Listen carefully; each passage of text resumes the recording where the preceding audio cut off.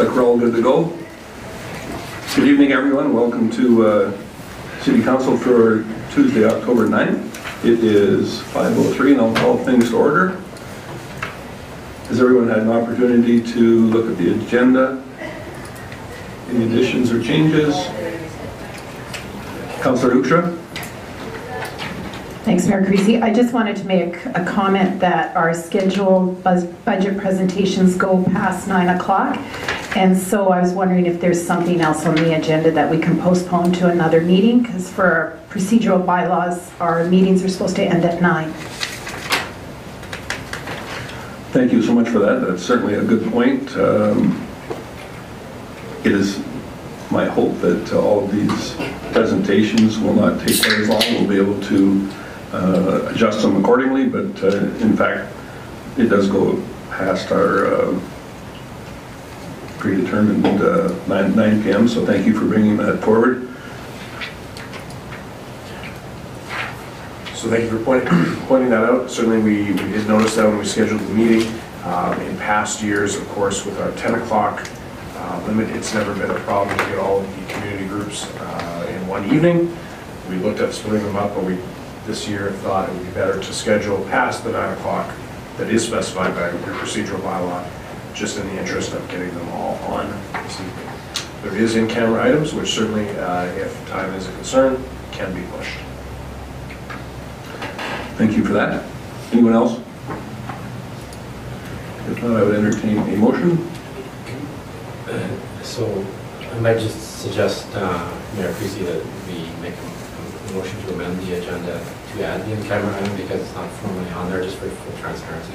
It's the same one that we've been informed about, but it's just not listed on the agenda. In case we have opportunity to deal with it tonight, it should be on the agenda.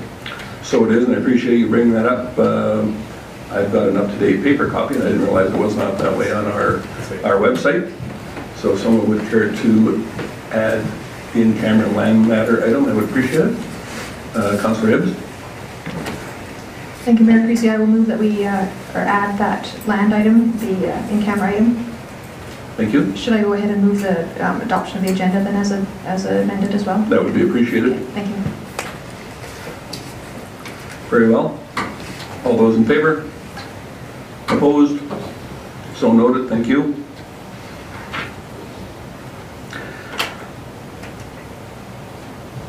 We've got 2 sets of minutes from October 1st for our regular and organizational. I'm assuming everyone had an opportunity to review them. Let's do the regular meeting first. Councillor Jacobson, go ahead. Yeah, a point of clarification on those minutes. There was a motion that was carried at the end, and I tried to find a video online to look at it because I distinctly recall a different vote number, a different number of councillors voting for and against it. And I'm just looking at it right here. It was the motion. Now it's failing.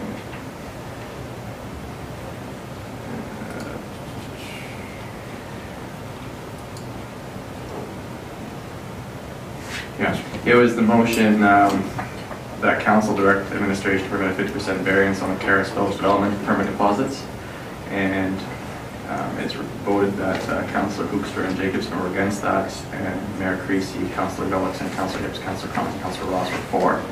And I distinctly remember Councillor Hoekstra was for that. Oh, well, I guess I'm totally out of line. I think that certainly we want the numbers to be correct and reflect what happened in reality, so we'll have our communications people review that on the film itself and make sure they're accurate. How does that sound? Yeah, absolutely. I know there's other motions in there, and yeah, I just remember something different. I couldn't find it on the video, so unfortunately I can't say with certainty, but if we didn't anyway, just confirm that anyway. Good. I appreciate bringing that up. So for those purposes today, we can from your point of view, Councillor Hoekstra, you would suggest an item that was correct? Your vote, rather? Okay. Anything else?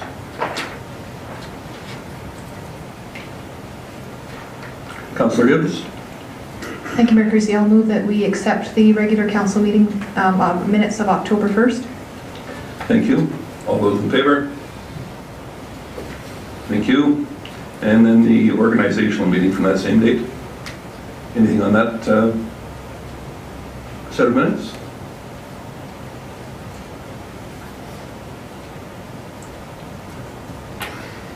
Councillor Husha?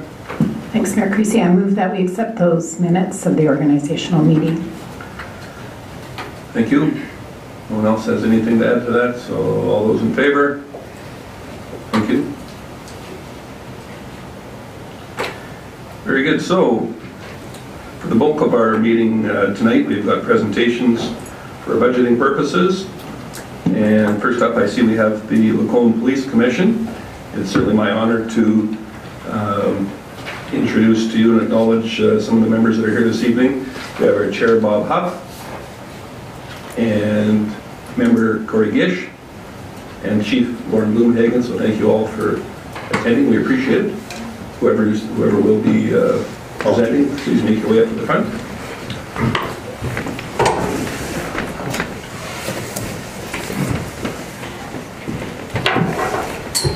So, while you're preparing your notes there, I'm just going to give our CAO an opportunity to go through an overview this evening, and that'll give you a chance to get organized. How does that sound? Thanks.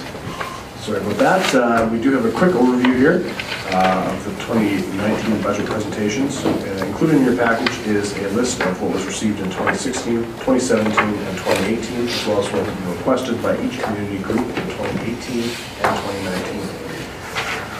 Administratively, we are going through the budget process right now.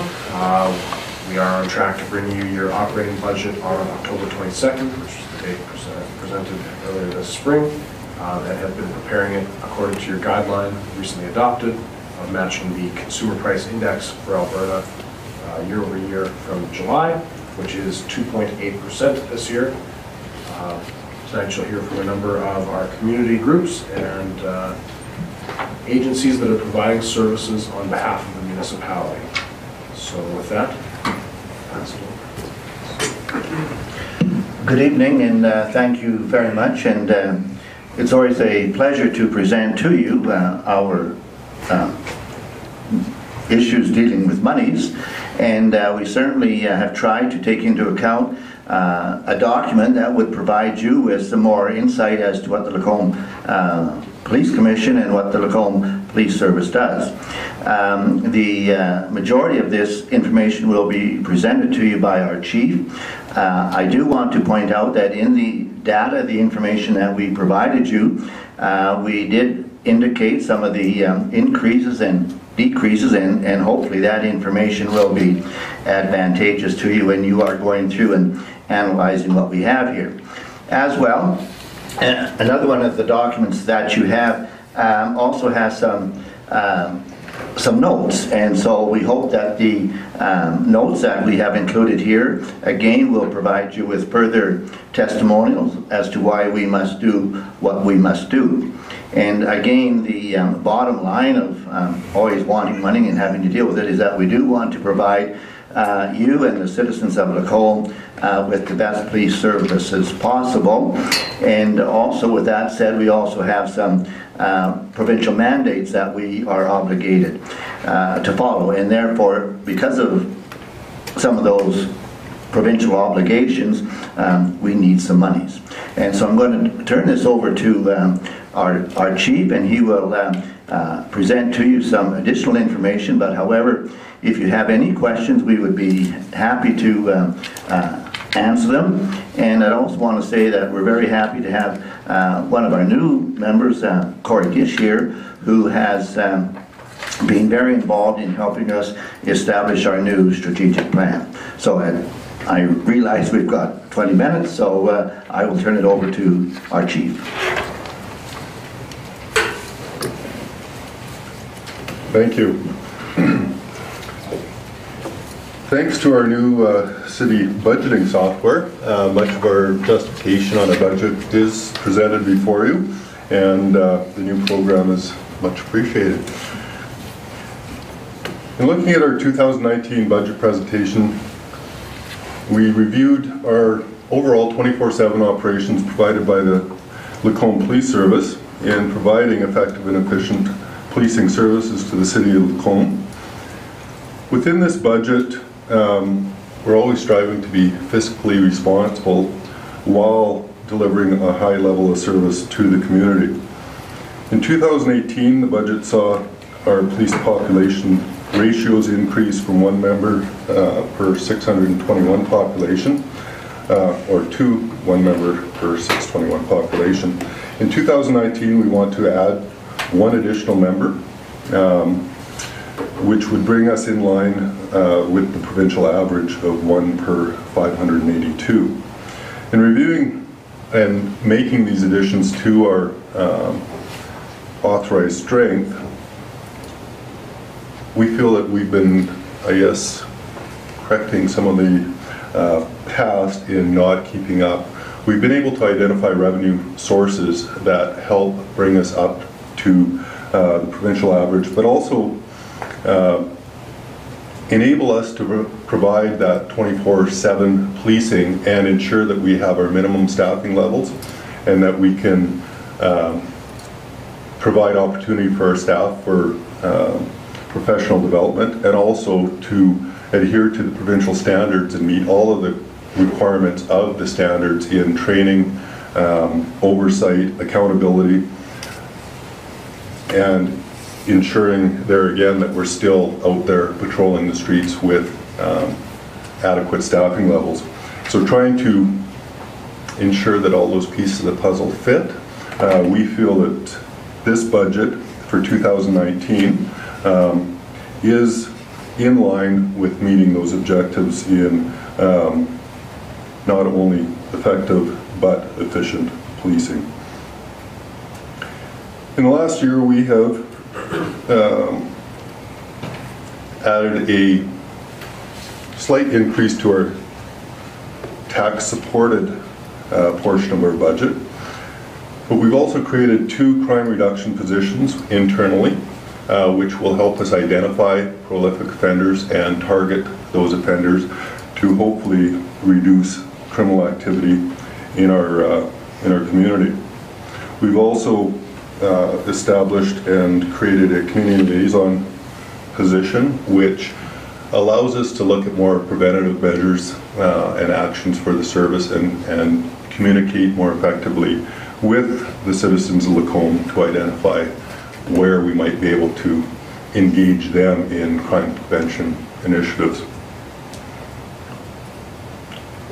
A couple of years ago, we did go through a provincial standards compliance audit with the Solicitor General's Department, and we met or exceeded in all areas of those standards.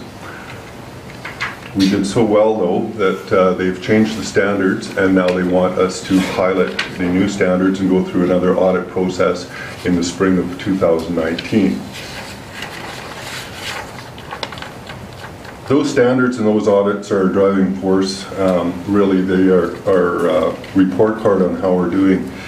But it keeps us in check as a service and as a commission to ensure that we are accountable to the citizens in many ways, not just fiscal response accountability, but in our delivery of service, that we're conducting ourselves in an ethical, professional manner, and that the Commission is providing ethical and accountable oversight to us, and we take that very seriously. As our community grows and we become more diverse in both commercial and retail businesses, and our population grows with that, it's incumbent upon us to ensure that we are staying, or that we are changing with all of those changes that come with a growing community. We want to ensure that we are providing service that will meet our future needs as well as our present needs, and that we are providing a safe and secure community for the citizens of Lacombe.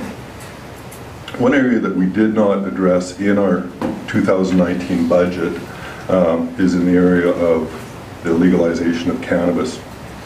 With this item, we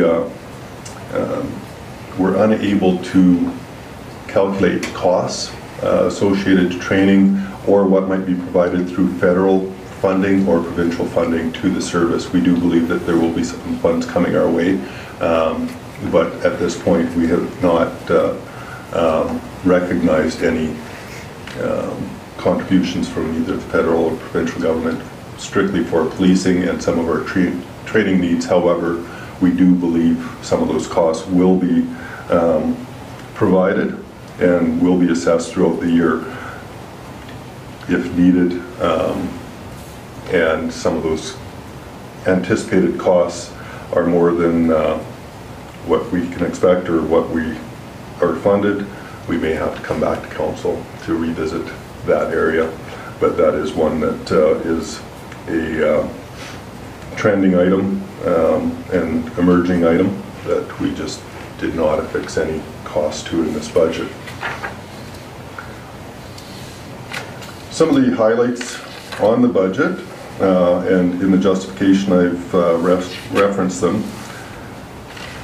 We have a number of increases, fairly substantial increases, mostly in our wages for our sworn and non-sworn personnel. And our one negotiated increase with the collective agreement that the members negotiated 2 years ago.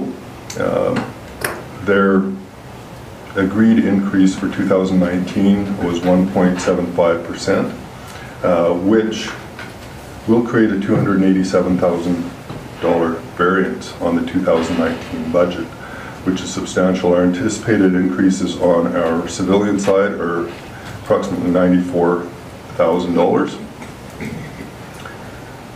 So between those two items, we're looking at 380-some thousand in increases. However, we have offset some of those costs with increases in revenues through third-party criminal record checks. And we've also seen some decreases in our training of new members.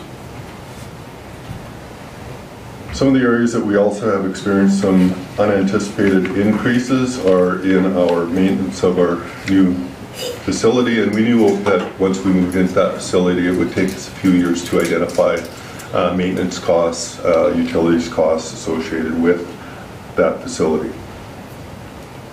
We did notice a decrease in our info services recovery costs through working with the city IT department. We're able to reduce our contributions in that area.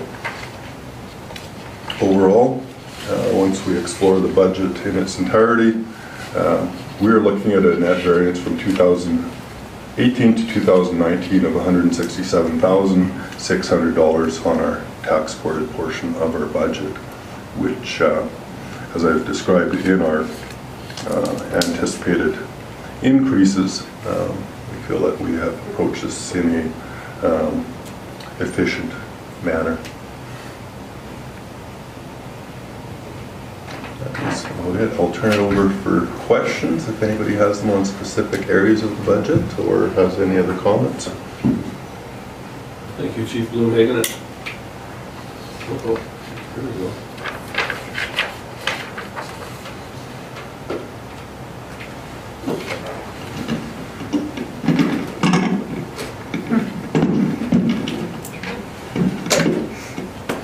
That worked better.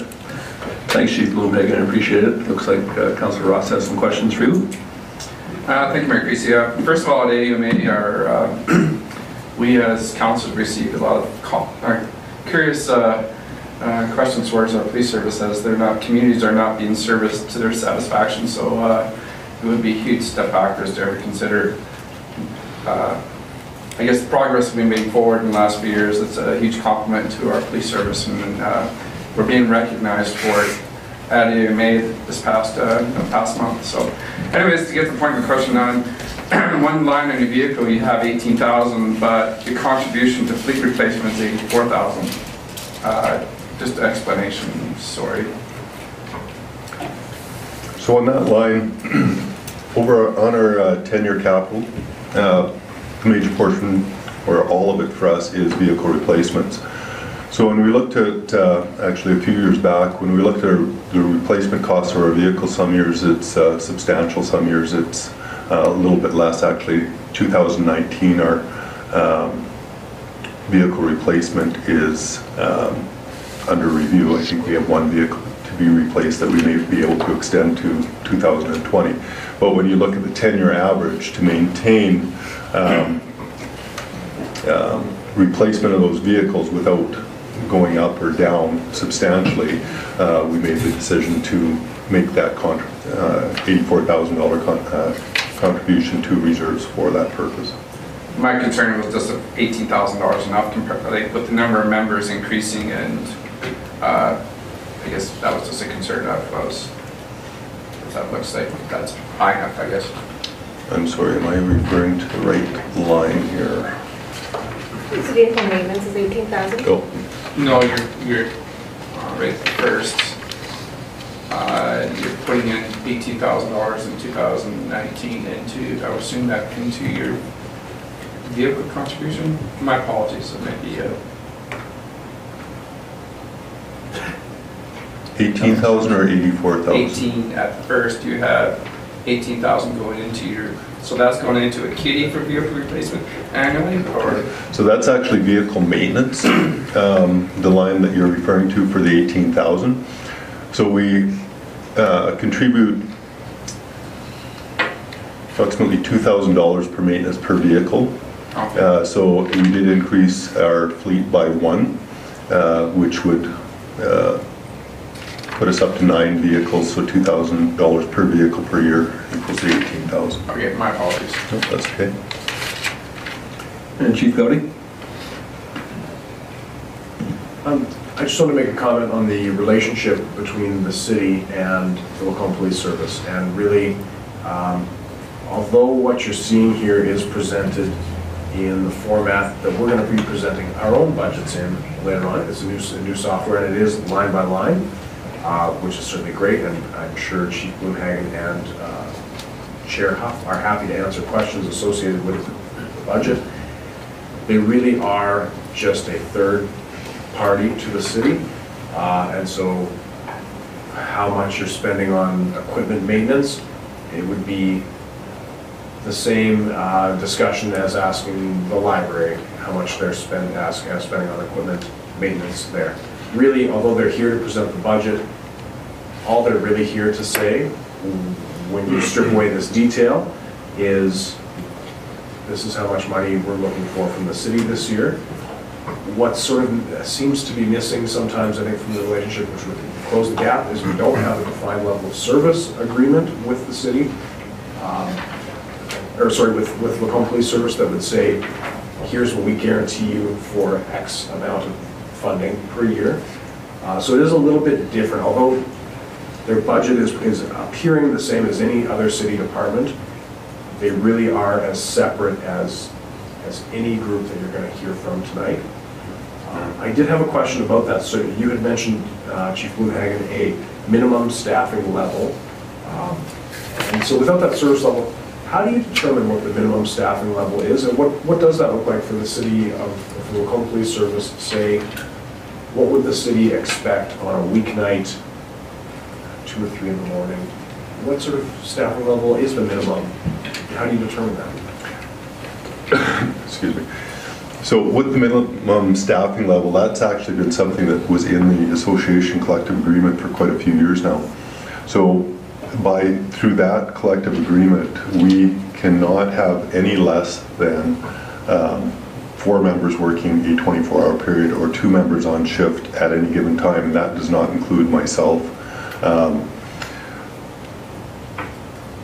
That would be the absolute minimum. In essence, it's very difficult for us to operate with only 2 members working, but that is the absolute minimum we can go to contractually. So when we have members on courses, when we have members on leave, gone for a variety of reasons, at times it's actually hard to maintain a minimum of 2 people working at a time, but we are committed to doing that, and we actually strive not to even work in those conditions or have our members work in those conditions with only 2. Councillor Jacobson? Two questions real quick, because I understand we're up against it for time. There's a bar graph here that shows projected revenues and expenses. I'm just curious why 2021 shows such a substantial decrease in expenses projected.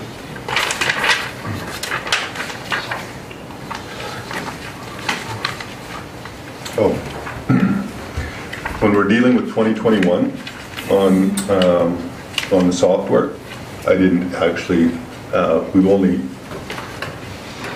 put in the data for 2019, 2020, and 21 is something that's on the software, but we didn't do any data input on. So those, the void you see in 2021 is because we didn't go that far in our data entry, so it's so it shouldn't be there then? It shouldn't be there. Okay.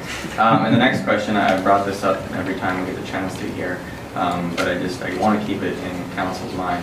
So, you know, we've got $685,000 you guys have budgeted in for other fines and revenue. And I know you mentioned that in your budget subcommittee you have, it's on your radar to have some sort of contingency plan. I just want to point out again that if at any time your contracts were yanked, the taxpayers would be on the hook for a 7% tax hike to maintain current service levels.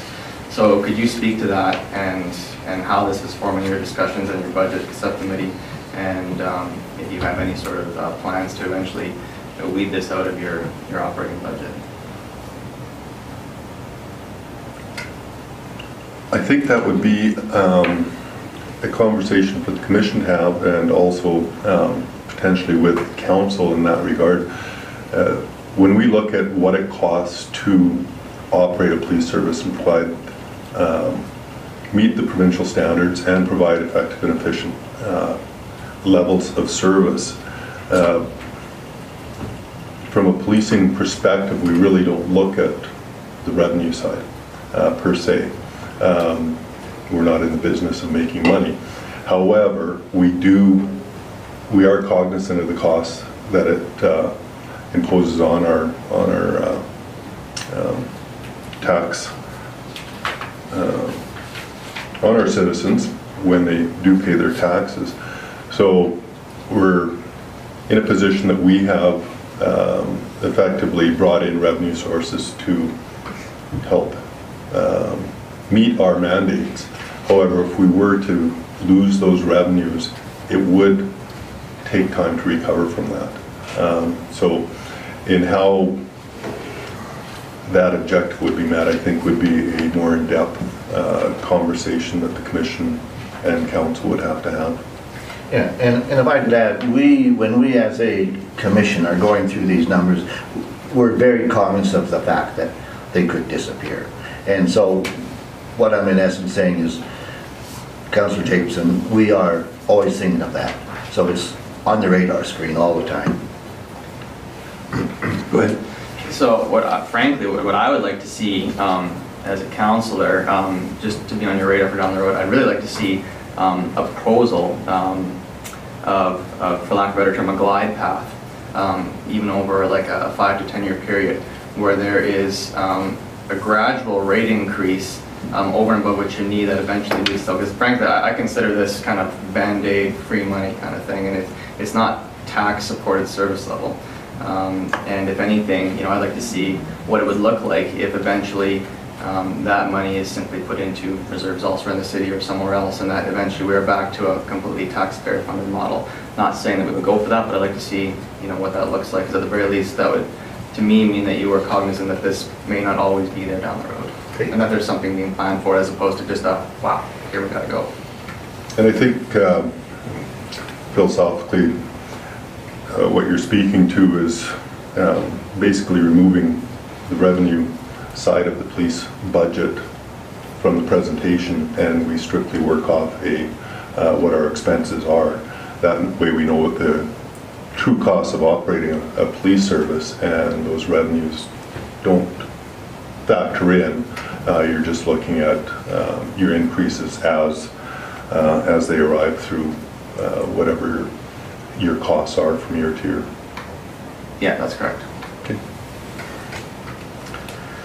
Thank you for that. Just a couple of quick questions from me. I think you went through wages for the sworn personnel.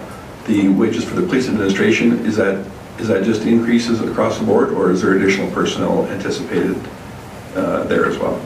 That is for our current staffing levels. There's no additions to staff on the civilian side of the house. So the 12.3% difference there in administration is simply for increases in wages to existing personnel then? Okay. Correct.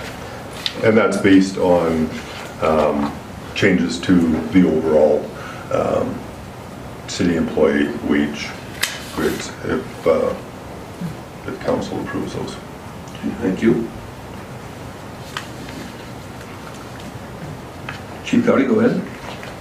So just, excuse me, just to clarify, because I think the civilian proposed increases of 2.8% CPI and the 2.38% wage correction, and then I think the remainder of that would probably be associated with some of the staff not having been with the force or serving the police service for 5 years, so they would also be eligible for their annual increases. So I think it's a combination of those three things. Yes, thank you for the addition to that. So there are always those grid increases that have to be factored in when we work out our wage increases and benefits. So that is an area that I did miss.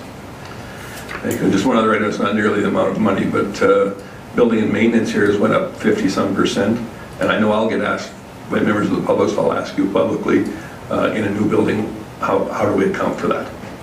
So in a new building, what happens is we have some very sophisticated HVAC systems throughout the building. A lot of our costs incurred on that was some of these items weren't identified while some of that equipment was on warranty. So we have had to make adjustments and bring in people that can do what we need them to do to correct the issues with heat flows, air conditioning systems, the water systems. Unfortunately, it goes beyond my skill of lighting a pilot light and ensuring we have hot water. And that comes with a cost. We've actually gone through this year and we are leveling out with some of those costs. So based on our increases that we did recognize in 2018, we budgeted for those in 2019. It'll still probably take another year to possibly realize whether that amount is high or low. It may actually go down again, but we probably won't know that until 2019. Very good, thank you. Anyone else? Was there anything else that any of you would like to add? Well, I'd just like to summarize. We, as the chief said, really try to be fiscally responsible.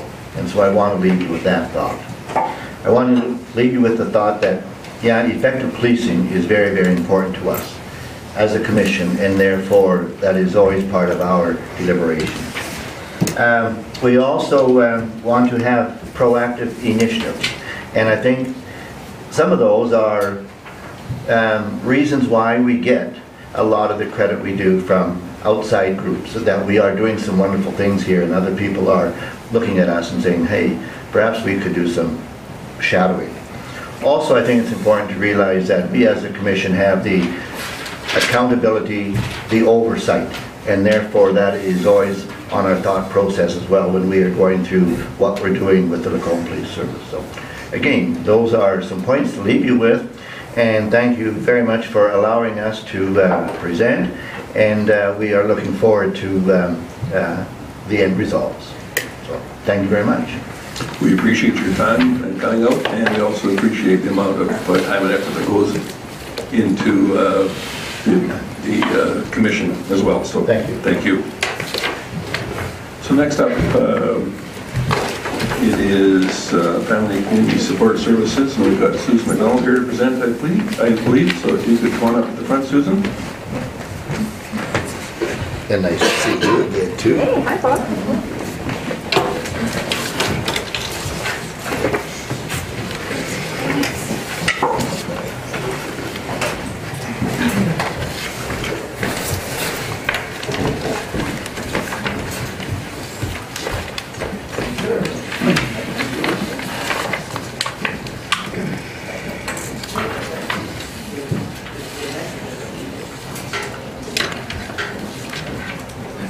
Susan, thank you for coming. You've got some helper as well. If you could introduce them, I would appreciate it. Yes, thank you. I'm live? Okay. Mayor Creasy and Council Administration, thank you so much for this opportunity. Beside me here is Jody Beal. Jody is our chair of our FCSS board and has been with the board for, I think she's going into her 5th year, and has been our chair for the last three years. And over here is Pat Berg. Pat is our transportation coordinator, so she takes care of the Connect service. So we'll give you, our presentation this evening is highlighting some of our accomplishments in 2000 and, stay on that first page, Ross. There we go. In 2018, and also highlighting our budget for 2019. So I'll begin with Jody.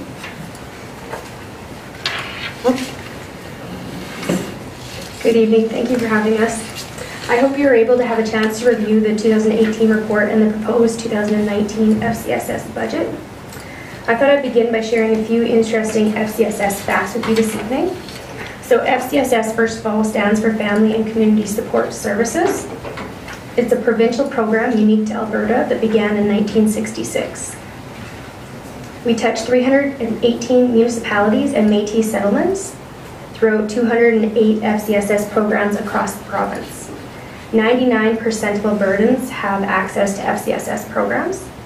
Lacombe District FCSS joined the program in 1970, which means we're approaching our 50th anniversary soon. We operate as a not-for-profit organization under the FCSS funding agreement for the City of Lacombe. We also administer the Village of Clive's FCSS agreement. The agency is governed by a volunteer board of directors. We have 55 staff members. Only 4 of those are full-time positions, the rest being part-time and casual employees. We also have 400 volunteers that serve across our agency annually. I'm pleased to report that we have updated our FCSS strategic plan for 2018 to 2020. Our vision, mission, and goals remain focused on enhancing the social well-being of individuals, families, and our community throughout prevention. At our recent board planning session, we reviewed our 3 goal areas and identified high priority areas in the upcoming year that we want to focus on. Those include effective governance. We're going to focus on ensuring stable funding to meet agency needs, as well as maintaining human resources required to provide a high level of service. Effective communication. We're going to do that through raising community profile of FCSS, maintaining effective internal communication, and ensuring effective external communication as well.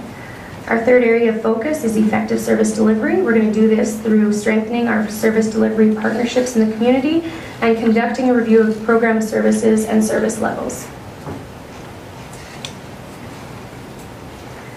So as you can see, FCSS is for everyone. We provide several programs and services to meet the needs of the community, and we're able to do this through great partnerships, volunteerism, and community support. And again, as you can see, we touch people from all ages of life. A few FCSS highlights and stories that I want to share with you. We just completed our 2018 Tools for School and Shoes for School program. This benefited 124 local students. That's an increase of 33 students from the prior year, which is a 36% increase of the program.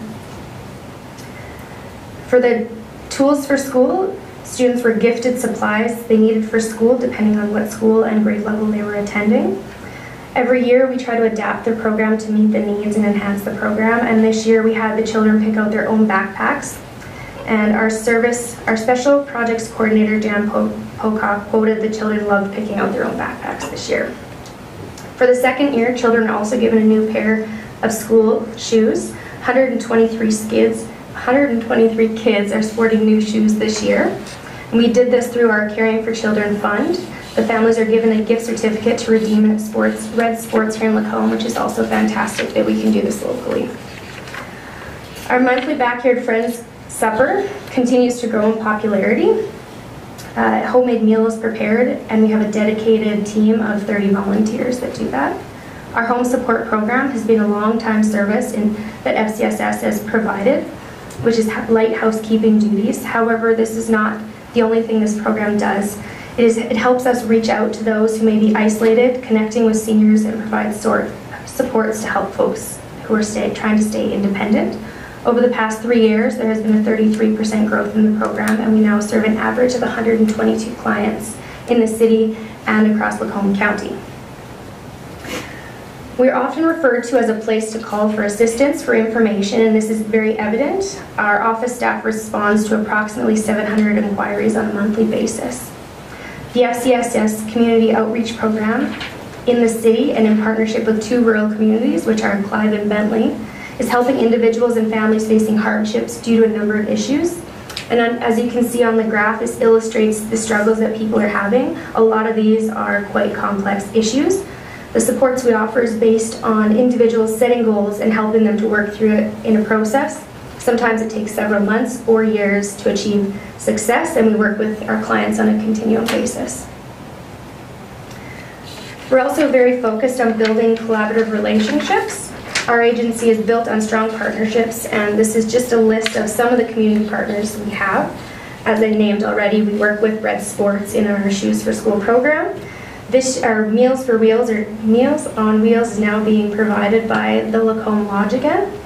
Lacombe PharmaSave is now co-sponsoring the Free Connects rides on Wednesdays with the Lacombe Co-op. In June, Lacombe FCSS Rainbows program, which we provide in the schools, received the Wolf Creek School Division Friends of Education Award. Next week, FCSS, along with 12 community partners, will be participating in the month-long rural homelessness estimation count in the city of Lacombe, the village of Clive, and surrounding rural areas. I'll now turn it over to Susan to wrap up the 18 highlights and the proposed budget. There we go. Okay, so I'll just highlight on a few things. So in 2018, we updated our strategic plan. We also updated our employee policy manual, and we made sure that it was aligned with the new Alberta standards. And that did have a big impact on us as an agency, because we saw a number of increases with vacation pay and so on that affected the budget. As Jody referred to, the upcoming rural homelessness estimation count, we were chosen as one of 16 communities to receive funding to be part of this provincial initiative. The transfer of Lacombe County Lifeline customers to Red Deer Lifeline has been a smooth transition. All 5 Parent Link centers in Lacombe, Black Falls, Rimbey, Penocum, and Wetaskiwin, they continue to grow and are connecting with parents and children in all these communities. I have participated in a number of emergency services training opportunities over the past year, and we look forward to further inclusion of FCSS in the Regional Emergency Social Services Plan. Want to highlight this summer, we usually do a lunchbox theater during Celebrate Lacombe Days, and our average attendance was usually around 300, a little bit more, and this year we were surprised with 700 people came to the event. So we were scrambling a little bit, but it worked out fine. As far as looking forward to 2019, we just lost. We look forward to being part of the City of Lacombe's social development plan. We're entering into year 3 of our rural community outreach program.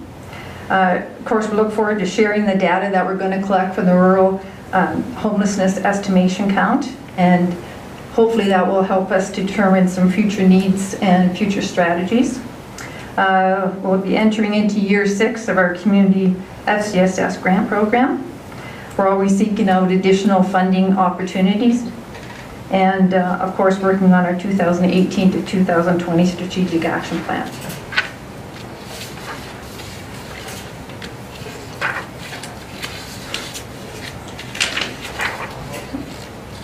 Now moving on to budget. So our 2019 budget, our agency is a big agency, and we have many programs under the FCSS umbrella.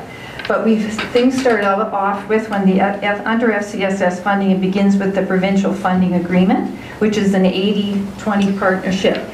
So the provincial funding agreement is $397,393. The province kicks in 80% of that, which you see in the blue section of the graph. And the minimum the city has to contribute is $79,479. And then we are asking the city for additional $15,000, which comes to 3.8%. So overall, our provincial funding agreement for the FCSS piece would be for $412,667. So looking at that, over the last few years, the City of Lacombe has contributed 21% matching municipal funds. For 2019, we'd like to recommend a municipal contribution of $94,753 or 23.8% matching. And scroll down a little, please. Keep going. Right. And so before you is a graph. There's some information that was presented to us from other communities, kind of doing a comparison of what other communities contribute to their FCSS matching portion, and it goes anywhere from the minimum 20% all the way up to 67%. So as far as Lacombe's contribution, we've been at about 21, and for this year we're asking for a slight increase, which would raise us up to about 23.8%. Okay. Going on to the big picture. So the top bar,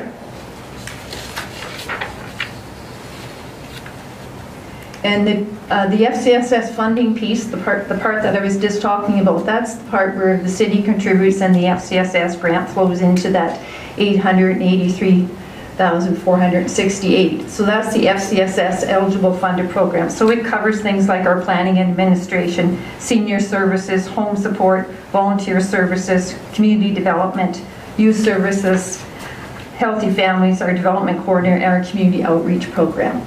Now the next bar, the purple bar, that's our FCSS eligible but non-funded. So in that section we have our Clive FCSS program and our Lifeline program. The next bar, so non-FCSS eligible funded programs. So that's again a big section of the services that we provide, and it includes things like Caring for Children Fund, our Fill a Fridge program at Christmas time, transportation, so Lacombe Connects, our Benevolent Fund, Parent Enhancement for our 3 rural playgroups, and our 5 Parent Link Centers.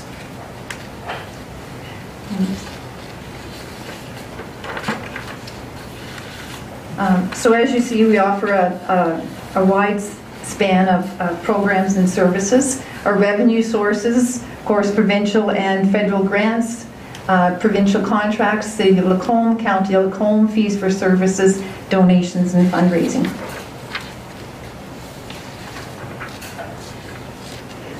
And then we're pleased to partner with the City of Lacombe to offer the FCSS Community Grant Program. And we're entering into I believe this is our 6th year. And so that program helps us to fund a nonprofit community organization to help reach out to the community and provide services and supports. So it builds capacity within the community. So that's a look at what programs were funded in 2018. 1, 2, 3, I think there's 6 different groups, and I think there's about 8 different programs. So last year the city did increase that program up to $35,000, and if the city would like us to continue with that program, we're suggesting that we would like to remain at the $35,000 to keep it consistent with last year.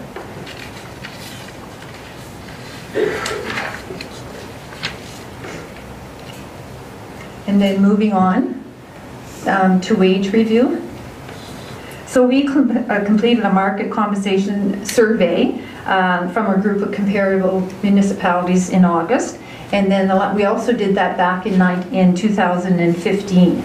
In 2015, we found that we were well below the lowest wage levels that we surveyed, or below the communities in comparison to us.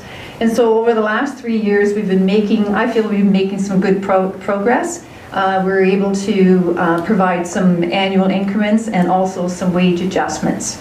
So looking ahead for 2019, the board has set for our goal to provide a COLA of 2.8% to maintain salaries with the Alberta Consumer Price Index.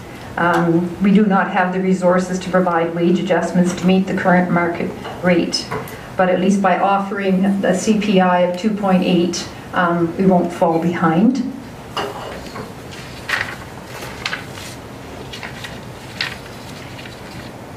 Okay, and then, so some budget notes. So each budget's been worked on line by line. Our FCSS funded programs, the provincial agreement will remain the same, $397,393. Our FCSS eligible funded programs, the 2019 budget is showing an increase of $17,224, so 1.9% compared to 2019. And again, this is mainly due to higher expenditures in some program areas, wage and benefit increases, and the impact of the Alberta labor standards. We have many long-term employees, so benefits will increase accordingly. Our city contribution of the FCSS eligible funded program from 2015 to 18, the city contributed $85,815, matching the provincial funding by 21%. So this year we're asking to increase that to $94,753, so an increase of $8,938, matching the provincial funding by 23.8%. Our FCSS Community Grant Program Year 6 funding of $35,000 for 2019, and that would keep us consistent with 2018. The FCSS eligible funded is showing a balanced budget with an increase of $8,938 for the city's FCSS contribution. Our FCSS eligible non-funded programs, so we're showing a deficit, so that's Clive and Lifeline of $5,512, but that can be covered off by reserves. Our FCSS eligible program is a balanced budget with an increase of $4,878 to the City of Lacombe Connects Transportation Service, and we'll talk about that in a couple of minutes. So that's an overview, so questions? Thank you so much for that. I just had one question for you. Let's see. I know I beat you to it there, Councillor Gillinson. I just realized that on your pie chart here, that mental health issues account for 16% of your budget. So given that's a fairly significant portion, I'm just curious, obviously it extends far beyond first point of contact and referral services. I'm just curious, how does that work in conjunction with Alberta Health Services? I'm just wondering about that. Oh, okay, so with our FCSS, so we have a community outreach program and we have a community outreach coordinator. So we meet with, in that role, we provide referrals, sometimes some one-on-one counseling. We do connect with Alberta Mental Health and a number of other community agencies to sometimes provide supports or sometimes a wraparound service. So we may refer people to them, and sometimes they refer clients to us as well. And so this is for issues that they're either unable or unwilling to assist with, or how? No, it's just general population, people coming in that are what we would consider vulnerable clients that need help with many different issues. And we've been tracking community outreach, I think with FCSS, we've been in the program probably for about, I would say about 6 or 7 years now, perhaps a little bit longer. And I think it did start out with people just coming into the office looking for assistance, whether it's looking for food, looking for shelter. Sometimes we may refer them on to Red Deer.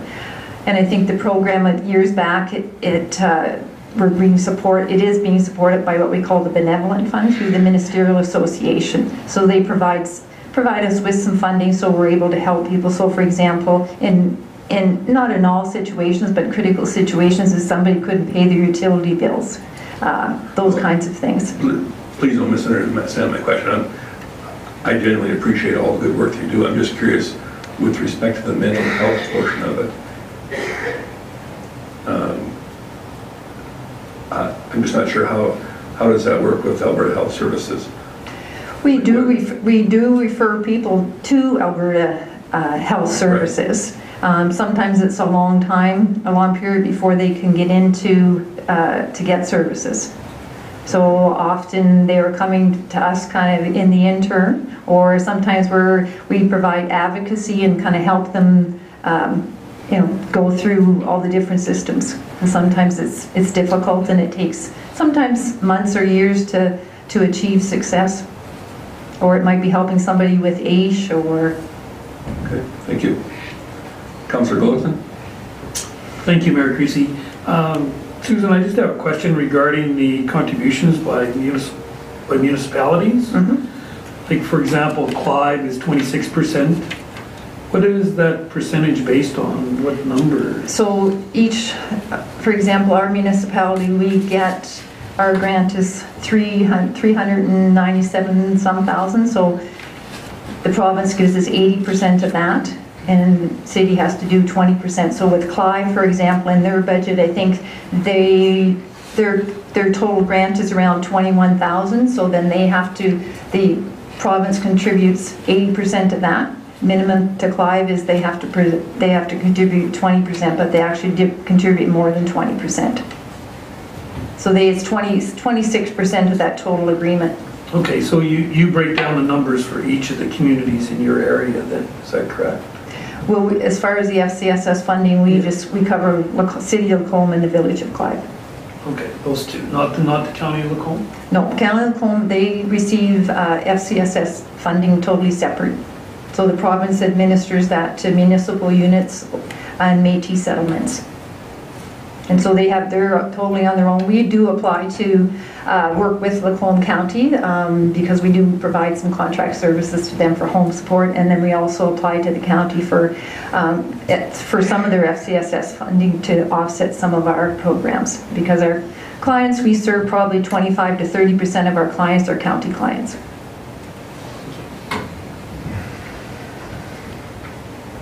Anyone else? Thank you so much for attending. We appreciate the information.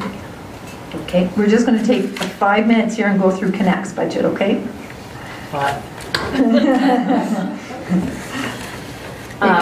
Go ahead, Pat. Okay.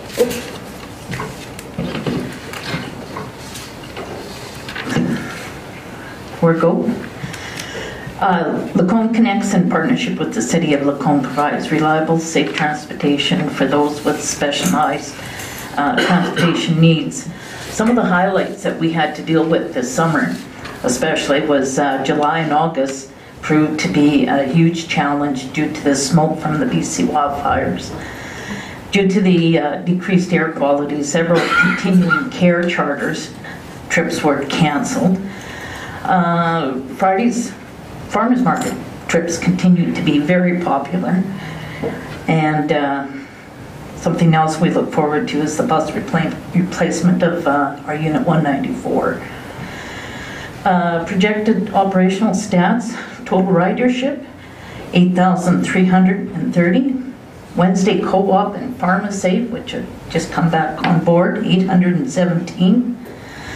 Our dialysis clients, their ridership was 1,196. Medical trips to Red Deer, Innisfail, and Edmonton were at 48. Wolf Creek School Division, special needs student rides, 2,022. And Lacombe Hospital continuing care charters were at 35.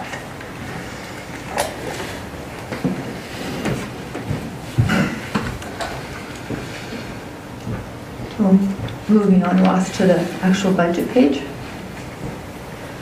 So when you see a comparison before you for the 2018-2019 Connects budget. So across we have our revenue, and then we have the city's contribution, which is part of that revenue piece. So in last year, or our current year, is 64,709. Next year, we're looking for an increase, bringing us up to 69,587. So an increase of 4,788 from city revenue. Our sources of revenue come from user fees, and the next one, it says Lacombe Hospital and Care Center, but that's actually the Lacombe Health Trust. They provide that funding to support the dialysis runs in the community care weekly outings. Lacombe County City of Lacombe, of course, and then that's our total revenue. And we talk about user fees, so that's the everyday, the riders, our Wolf Creek School Division, the Co-op Farmer Save sponsorships, and some group bookings. And then moving up a little bit. So our request for 2019. And then we also have in the capital plan is replacement of unit 194. And that we're estimating that at 110. I think that probably a little bit high, but I think last year it came in a little under 100,000 for the new unit. So that's our Connects budget for 2019. Thank you for that as well. Councillor Ross? Thank you, Mayor Creasy. Quick. Is there any more capacity in scheduling to try to expand more revenue within the Connex system if there's other opportunities? Within the number of buses we have in the fleet now, is there any space within the scheduling or within the buses that we have to do possibly create more revenue generating ideas? Or do we need another bus if that was to come upon, opportunity was to come upon us? Right now our operations run Monday to Friday from 7 in the morning till about 5, except for Monday, Wednesday, Friday we do dialysis, so that by the time the buses are back to the barn it's close to 7 o'clock. We don't do a lot of weekend bookings unless it's, special request, and then we would charge, almost an hourly rate of $75 per hour, just it's at cost recovery. So we're pretty well maxed out as far as every day. The units are really busy with regular appointments, medical appointments, so on and so forth. So it would mean more units and more staff to resource them. Oh, my apologies. A question earlier. So if you receive 23.8%, then that will fulfill your intentions to a COLA of 2.8. That's correct. It just happened that they both worked out the same, but it's not total expenditure or increased expenditures. I mean, a large portion of that is for staff, but there are other increases as well, just general operating costs. Thank you, ladies. We certainly appreciate the information. We'll take it into account when we deliberate over the budget. Good. Thank you so much.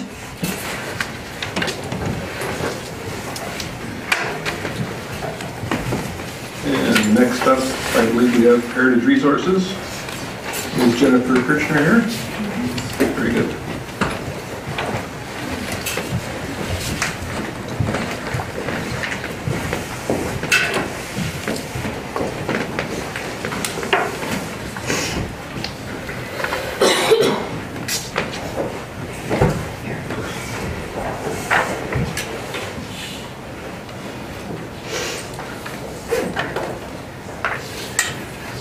Mr. Mayor, councillors,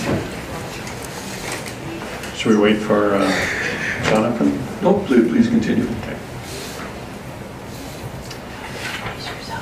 My name is Chuck Bourne, and I am a member of the Heritage Resources Committee, general member, not an officer. And I would mention that you have a copy of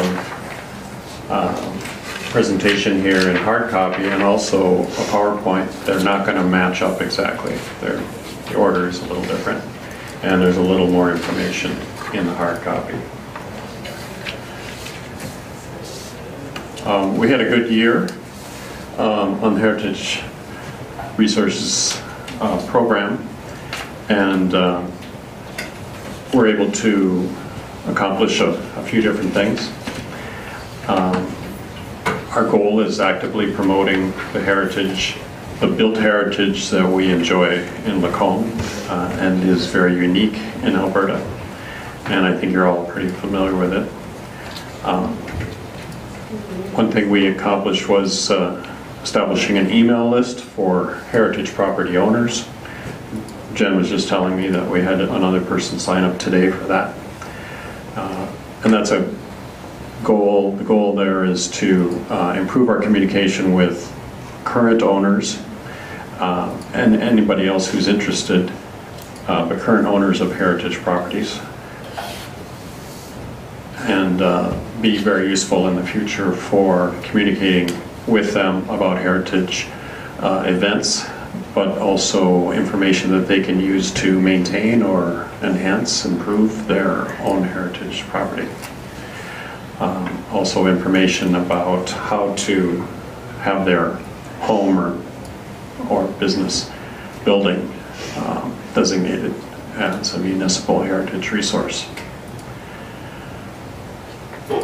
We also attended community events, and that means presented or had a booth at events like the Community Market and Active Living Fair.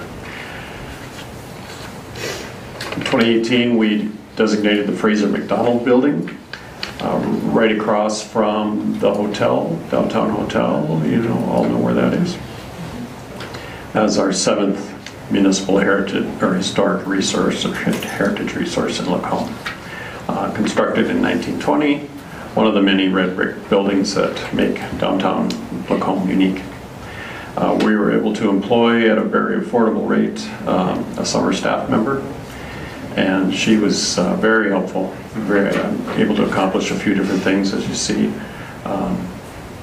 Pamphlet of the Heritage Program, posters developed, the POIL list, which stands for Places of Interest list, and Heritage Inventory to bring that up to date.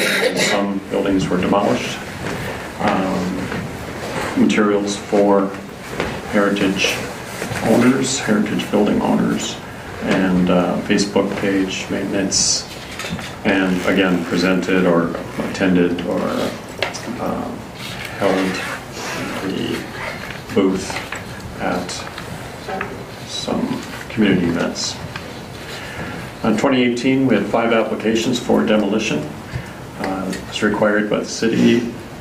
One of our members, or at least one of our members, and often many of our members, will volunteer to, we're all volunteers, but we go to these properties that are scheduled for demolition and in the application process. And we work with the Historical Society to prepare a report detailing the history of that building and anything unique in its structure of historical importance or actual physical importance, doors, windows, anything that's unique that may be salvageable. We awarded $5,000 to St. Andrew's United Church to help them with mason repairs to the west side of their building. That was sorely needed, and that's been completed and really looks great. And another $5,000 grant to the Cangeezer building for the exterior painting, repainting of the storefronts. I think you all know this building. It's got 2 storefronts. That's why the 2 pictures look similar. And our salvage program continues, and we're always working to improve that and increase it. So we're recycling salvage items, as you see there, windows, doors, light fixtures. I dragged an old wooden fireplace mantle out of the building where the dentist is now, and so we're able to keep some of these and sell them and help with our activities through that. Very small program at present, but we're hoping that that can grow. We're working at that. Our goals for 2019 include designating 2 more buildings this year, or in 2019, as municipal historic resources. Promotion of the program, so everyone in the city, people moving in, buying heritage properties, will know about the possibility that they have for municipal designation, the process, and the benefits. And sharing heritage skill information with these property owners to maintain these unique buildings. and then the salvage program implementation continues.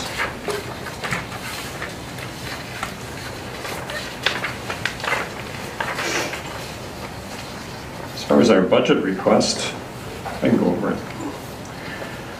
Jen may help me with this. Last year we asked for and were granted $9,250 for our operating budget and $5,000 toward the grant program. It was a reduction from 2017, and we felt like it was enough, but we're also sensitive to current economic conditions and so on. Being fiscally responsible. And we are also asking this year for, or 2019, for the same amount, $9,250. Covers designation buildings, purchased installation of plaques, hosting these celebration events, which helps to promote continued heritage designations and preservation of our built heritage, and advertising, education programs, programming workshops in how to maintain their buildings, advertising and promotion, hiring of a summer staff member, all under education and programming. We do have some legal fees, they're pretty modest, and office supplies and professional development, which hasn't been really done too much, but we're hoping to do more in 2019. We recommend a yearly contribution for the granting side, the funding of heritage property improvements to properties that have applied for and been successful in being designated as a municipal heritage resource. So that's what the grant funding is all about. So as you saw, we spent or granted $5,000 twice, a total of $10,000 this year for improvements, needed maintenance. And in the 2018 budget, $5,000 was allocated for that, basically replaced a replacement cost, and kept us at our $20,000 balance to support future grant applications.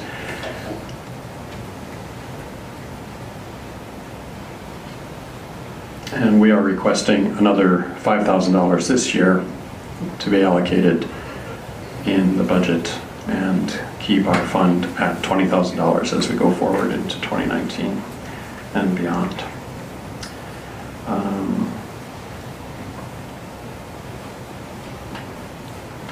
So a total of $14,250 is what we're talking about, and $5,000 of that going into the grant program. Anything to add, Jen? You touched on it. All right. Any questions?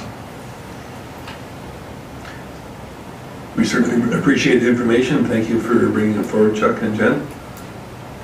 I'm not seeing a bunch of red lights on here, so you got it easy tonight. Thank you very much for your time. We appreciate it. Thank you all. And next up is the Mary C. Public Library, headed by Christina Petrozor and company, I believe. Come on up to the front.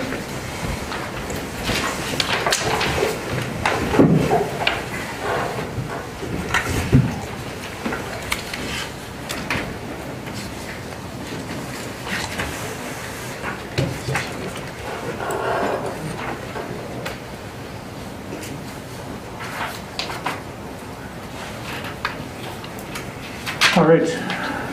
My name is Dean Dick. I am the chair of the board, library board, and this is Christina Petrosor, our head librarian. We're going to cover off a couple of things here. One is the first part, we'll just go through some highlights of the library during 2018, and then we will go into the budget requests. So on the first slide, we will, as you move across, we'll just highlight a few of our accomplishments during 2018. Excuse me. For the first one, we have 2,162 card holders including 429 new, and that's as of October 4th.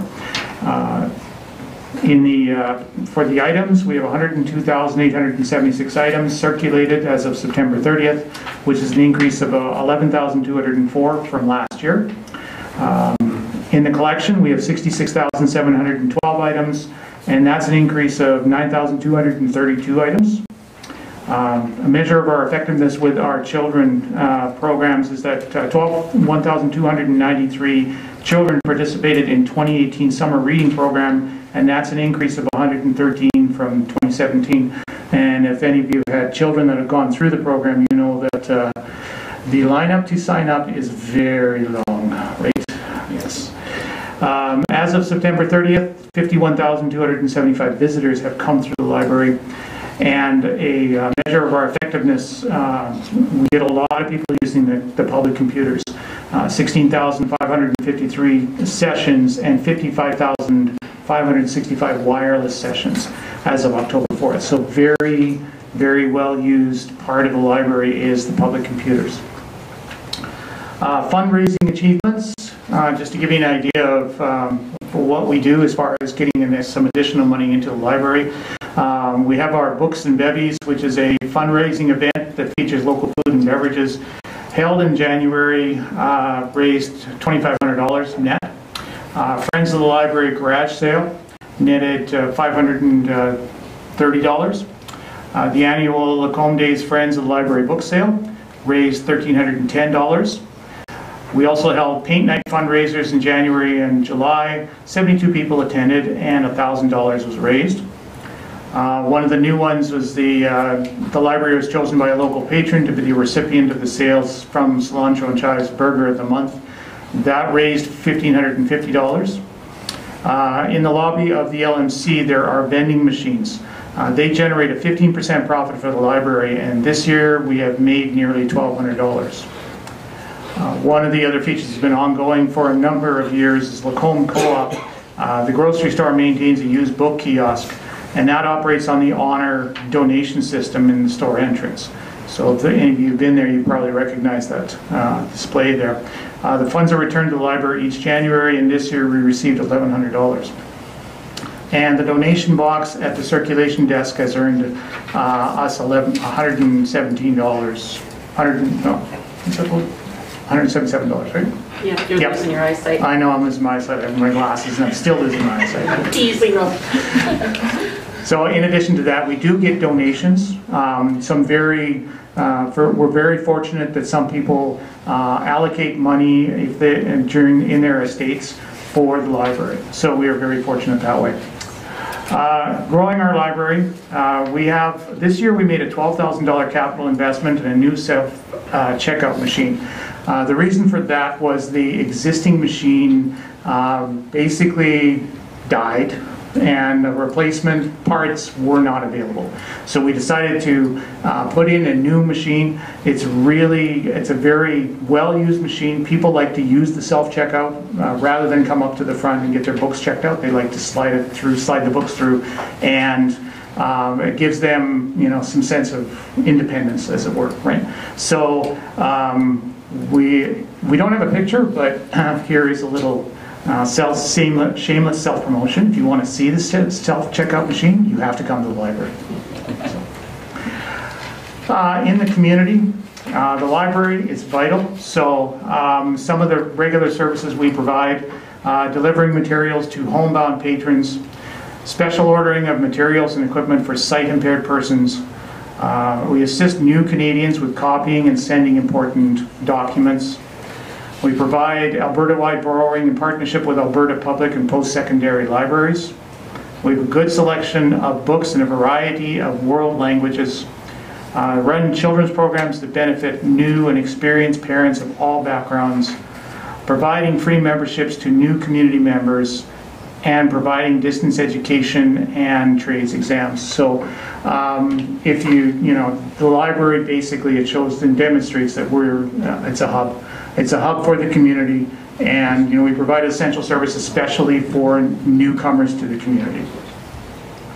So that's kind of an overview, just to give you an idea of how, the importance of the library to the community, and a lot of things that go on there that, you may not be aware of if you haven't visited the library lately. So with that, we will move into the budget request. The three main objectives behind the budget request, and we were thankful from last year that you were able to see fit to give us our request from the previous year, from last year. So this year, we're asking for an increase of wages for the library staff by 1%.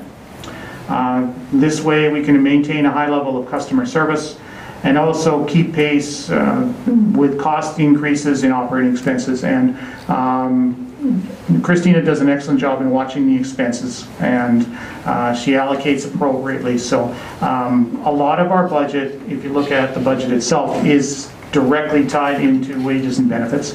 So it's a major part of what makes up the budget request. So if we go into the next slide, you'll see our income estimate.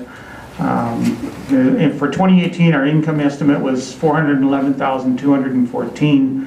This year, we're projecting a little bit of a lower income level. Nothing is really changing as far as grants from either Parkland Regional Library or the provincial government, but we're anticipating that overdue fine revenue will drop a little bit.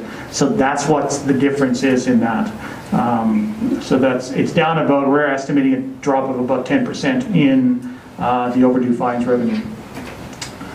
For expenses, the next slide. Okay. So in 2018, our projected expenses were $730,774. This year, we're anticipating an increase up from that to $750,179. That is due in part to wage increase, so we're asking for a 1% increase in library staff. That, if you look at the actual detailed proposal from on the budget, that's a 3.75% increase in wages and 2.22% increase in benefits. We're also deciding to increase the budget for the young adult program. That's, we're going to allocate more money and attract more young adults. We do a really, really good job on the children's side. We need to do more on the young adults, so that's why we're asking for that. And then we gave a little bit of an increase to the board and staff expenses. This is for attending meetings and conferences, and it's important that the staff are trained well and able to provide excellent customer service. So that's the expenses. So the next slide will give you an overall idea of what it looks like from year to year difference. So you'll see the income is down to 410. The City of Lacombe grant for this year requested at 339,185. So that balances out. So if you look over year to year, the request is for an increase of 19,625, which on a percentage basis is 6.34% from last year. That's the increase. Just wanted to highlight, just moving away from 2018, and we're, if you have questions about the 2018 budget, we can take them after this. We wanted to kind of give you a little bit of a heads up for next year. And we want to upgrade the wage grids for library employees for the city here. And these grid, the last time they were updated, I believe I have this right, is 2010. Yes. Is that correct? Okay. Yeah. So the wage grids as they are difficult to manage and need to be updated. They should be fair and comparable to libraries with similar populations to Lacombe.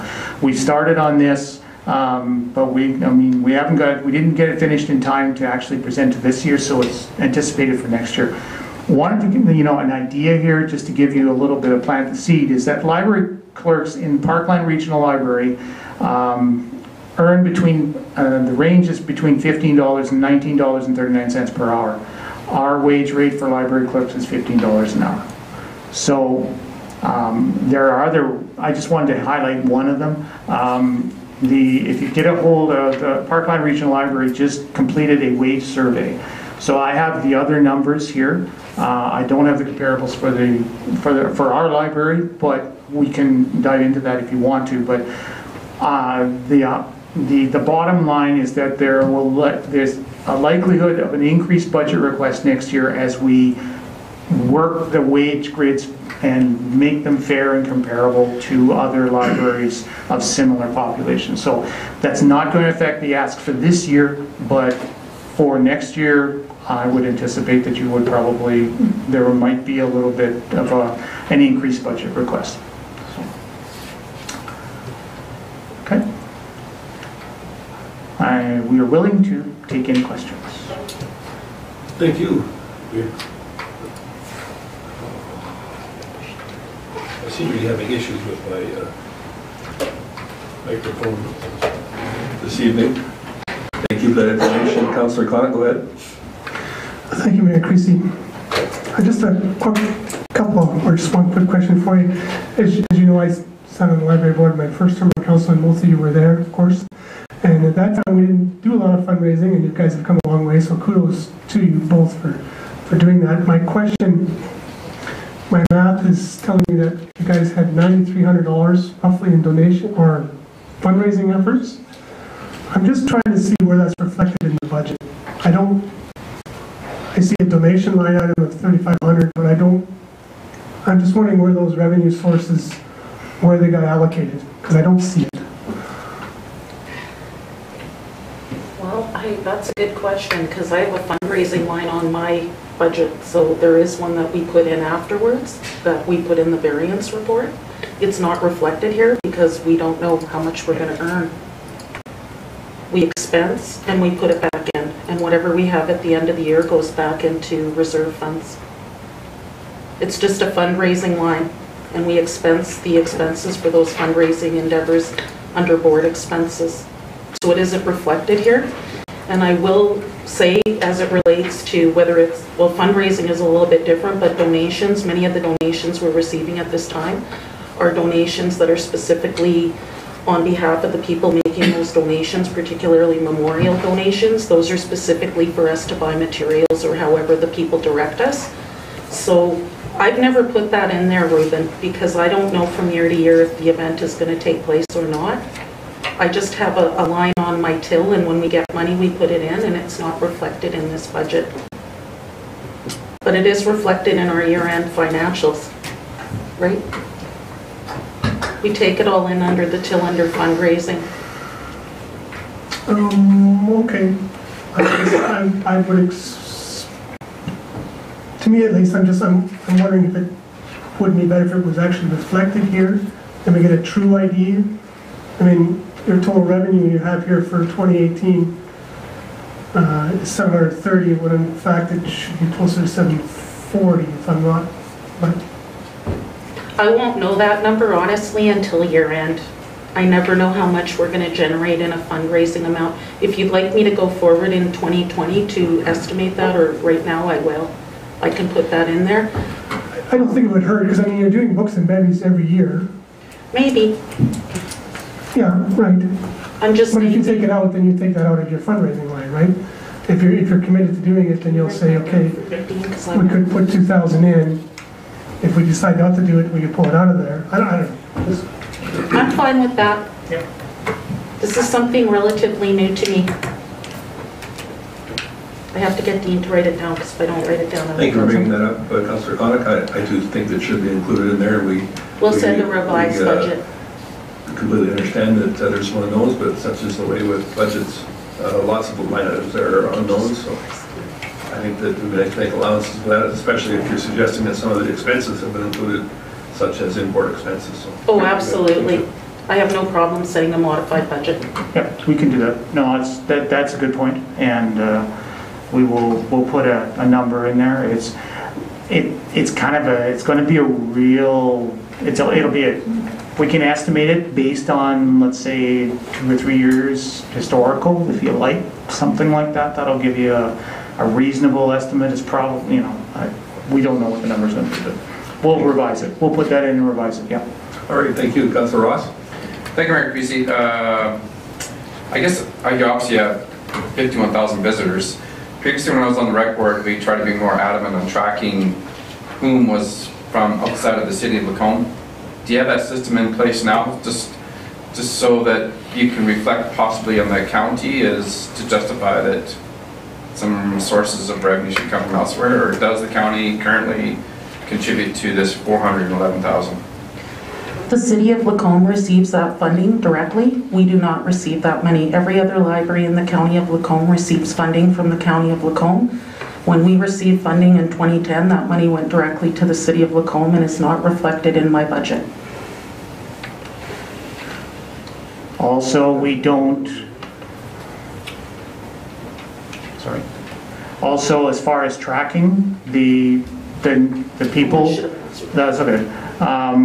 It is very difficult to actually track the people because we will have to, I think we have to ask their legal land description within the county, correct? Yeah, but we don't have a requirement, like in the single integrated software that we use for collecting information. In Alberta, they don't collect age demographic or anything like that.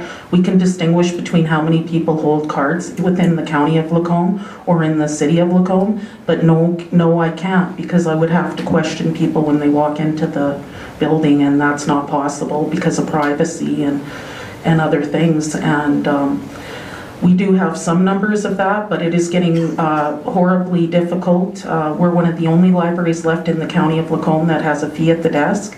Each and every day I work, I hear people rampantly complain about the $20 fee. It is a hindrance. We serve lower income people, and we currently have $22,000 in our budget per year. That is for memberships, and this is very difficult daily for me to hear daily, because I would say I'm in the process right now of surveying the entire province, but very few libraries charge the fee at the desk anymore, so we're facing a number of things. Wage disparity, having to charge a fee at the desk, unfair competition, because the county of Lacombe has a policy that we only get paid on people who register for a card at our library with their legal land description. And I gotta tell you, it's very difficult to sell somebody a card when they can just get one for free. So we are facing declines in those numbers as well, because we don't have a mechanism in which to compete. Black Falls and Sylvan Lake and ourselves are one of the only libraries left that are charging a fee in our region here. Thank you for that information. That's a very good opportunity for you to provide us with a report so we can perhaps make some appropriate adjustments if they're... It's really bad, and it's very difficult for me because... Sorry, I'm speaking on behalf of those who can't speak for themselves. I'm very in touch with the grassroots people in this community, and to some people $20 is a lot of money, and I realize that people sit on a board or a committee don't realize that $20 can be food and bread for a week. So I want you to know what I hear, and what I hear is this fee is a hindrance. Like I said, great opportunity for a report. We appreciate your information. Any other questions? Chief Gowdy, go ahead. Excuse me. Just on the Lacombe County grant side, that grant has been going down. The combined grant is all I have quick access to here for Mary C. Moore, as well as the Parkland Regional from Lacombe County.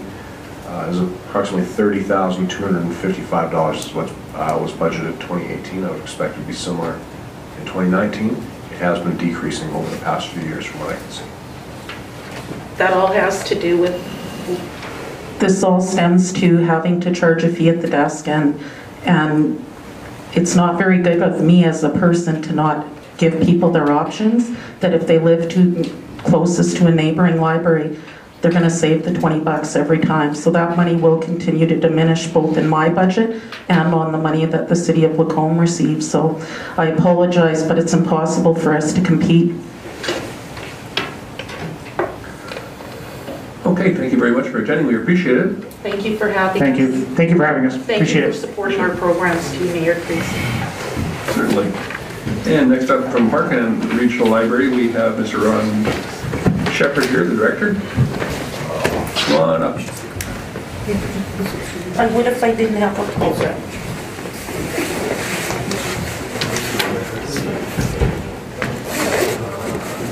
Well, thank you. Oh, hit the button. There you go. Well, thank you for letting me come here tonight. It was very interesting to hear the situation at Mary C. Moore, and actually, Christina was quite correct. I suspect that the money that passes through Parkland, it's actually county money, has been slowly declining because with of course, the Rural Library Service Grant and the allotment, what ends up by happening, just in case council is not aware, and I know this is not part of my presentation, but just to clarify things a little bit. Every year, based on our membership agreement, we consult with every county and every town and every village that does not support its own library board. So, of course, the county of Lacombe doesn't have a library board of its own, same as the city of Lacombe or Black Falls or Bentley. And then we say, okay, how do you want us to dole out the Rural Library Services Grant, which is calculated at $5.55 per capita? And how do you want the materials allotment, which is an account that we set aside so libraries can purchase materials using that money? It's calculated currently at $1.13, and that's going to continue next year. So anyway, we ask them, and then every municipality, every county, every town that doesn't have a board has a different way of doing it. So for instance, Red Deer County, they just do a straight division between the boards. So a tiny place gets as much as Sylvan Lake. Lacombe County has a rather complicated formula, and part of it is based on rural library card holders. So that's people who live in the county that access library service. And so obviously we have seen a trend where those libraries which don't have card fees actually end up by having far more county patrons. So I say this, it's not anything we can do about because it's up to the county how they divide up that money. But when Mary C. Moore staff and their board member actually discussed that, that's the reason why I suspect that there's a slow decline in the amount of funding that is coming from the county. It's just because of the way they decide to allocate the money, partly based on that formula. So now, the Parkland budget. Maybe I should make it really easy. I need just under $1,700 more from you next year than this year. That's the punchline. Thank you very much for coming out. We appreciate it. It's so easy. So again, because we're a municipal cooperative of 64 municipalities, and you've got a terribly large actual budget document, if you want to scroll down just a couple of pages, there we go. So on that, you've got 44 lines in total. Only 5 are income and 39 are expense. If you look at the first top part, obviously that's income.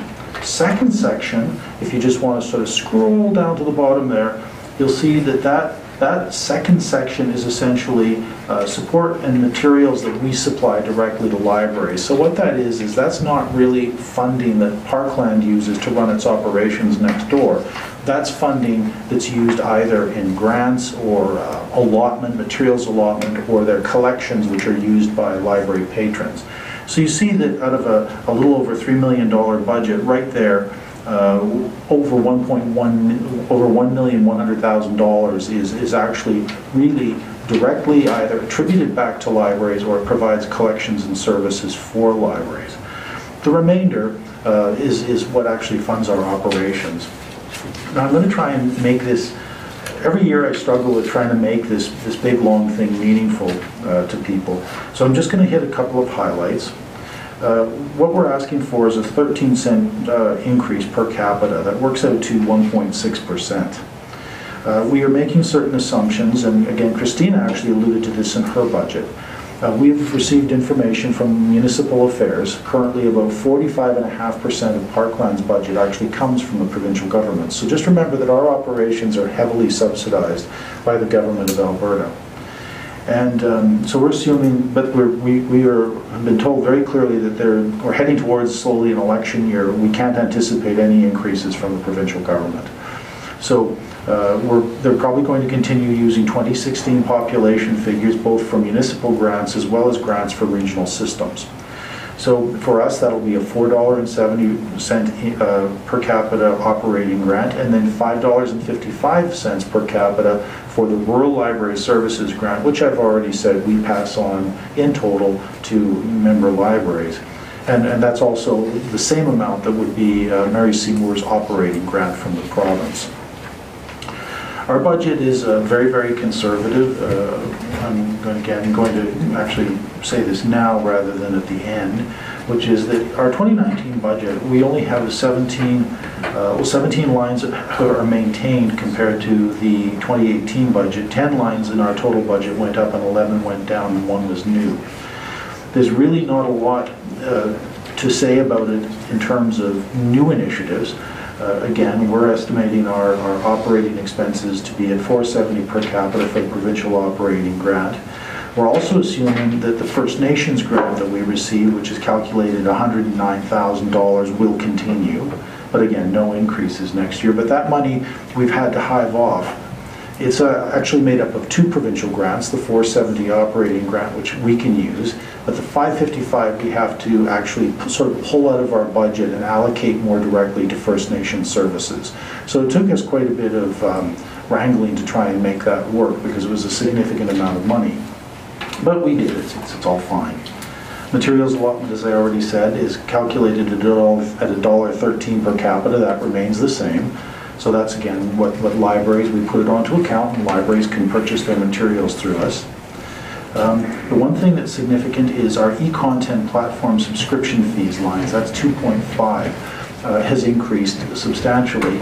But that's because we have actually cut a number of other lines, such as large print, reference, and the e-content line. Now the reason, which is line 217, the reason that we did that is because we have had demands for years for increased e-content by our member libraries. We tend to not really be able to afford as much as some other regional systems do. So what we did is we rejigged some other existing budget lines, and we also curtailed the Hoopla expense. Now Hoopla was a streaming media service that was initiated by the government of Alberta, and they are no longer subsidizing it. The problem with Hoopla was that it was something that basically we had to pay for on a per-use basis. So picture having to pay for every single book you checked out, because that's what essentially happened with Hoopla. Anytime somebody watched a movie, a TV show, or listened to an audiobook, we had to pay a fee for it. So it was not sustainable. But on the plus side, we did subscribe to the new Tau core of e-content, and that'll include Ancestry Library Edition, consumer reports, and a homework help called Solero. And next year it'll be Tumble Books as well, which is a children's resource used by an awful lot of school divisions. Salaries will go up in relation to, yes. Can I just interrupt you there? Yep. So we don't get lost in it. So I'm just curious then, so your e-content subscriptions have basically tripled, more or less, and then there obviously must be another way of delivering that e-content, because on these circulating collections you went from 80,000 down to 45. So how else do people access that e-content then to account for it? You're spending triple on subscriptions. Well, the way it works is that, so again, when you look at the e-content line, hang on here, line 2.17, it's been reduced because that's where Hoopla, we were paying for Hoopla out of that. So we're no longer going to be paying for Hoopla, and that product will be discontinued. What we then did is we took the money that we would be paying for Hoopla, as well as some of our other collections, and reassigned that same amount, roughly the equivalent amount of funds, back up to the e-content subscription line. They're two different things. So the subscription is something where basically it's like, I don't know, it's like your cable subscription. You can turn it on and use it anytime you want. I don't know if that exactly answers your question. No, I appreciate that part, but the way for the average user to access that e-content, that has remained unchanged. Correct. Okay.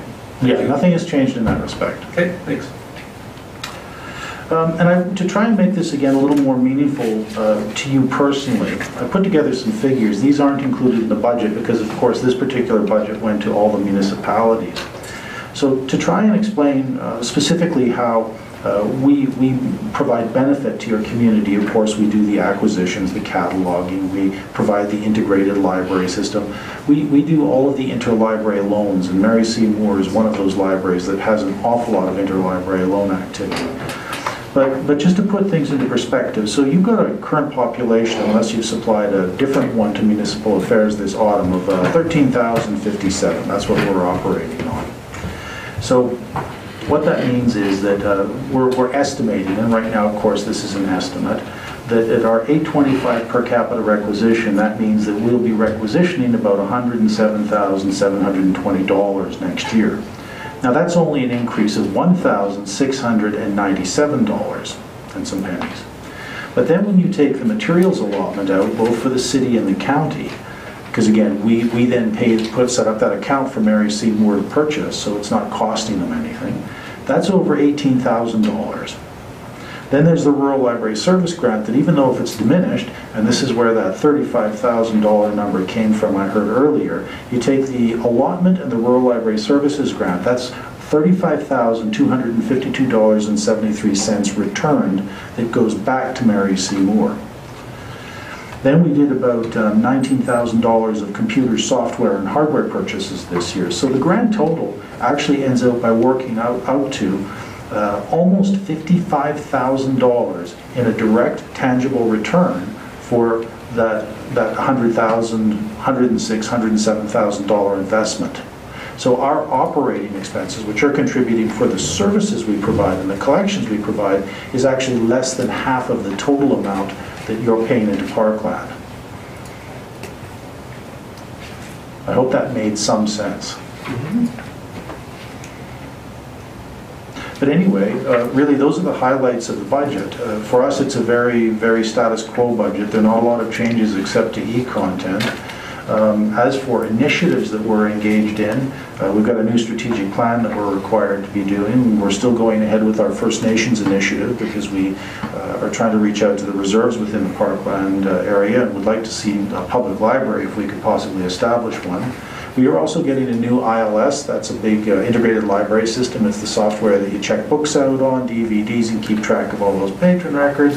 And some of you may have heard we are trying to get a new building, and that is a story that's filled with all sorts of tales of adventure. So it's actually looking to be a very busy year for us if we can ever get, believe it or not, permission from Justice to sell our current building. Anybody care to ask about that? It's a fascinating story. Unfortunately, I don't know that we have enough time to review that entire story, but thank you. Any questions for Ron while we've got him here? We appreciate your time and the work that you do, Ron. Okay, thank you very much. Nothing else? Nothing at all? You got off pretty easy too? Easy. Thanks for your time. Okay, good evening.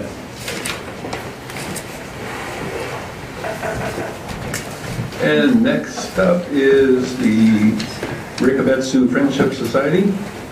And I have down here Marlene requested. Obviously she's not here. So come on up. All right. Marlene is on holidays. Wonderful. You have to listen to me. I'll listen. Yeah, I'm Andrea. Andrea, well, before you start there, for the benefit of our people watching at home, I'll just have you turn on your microphone there. When the red light comes on, you're good to go. Just bottom right-hand corner of the gray button. There you go. Thank you. Okay. I'm Andrea, and I am the treasurer of our society. And this is... I'm Twyna. I'm a member of the society. I've been a member for 5 years.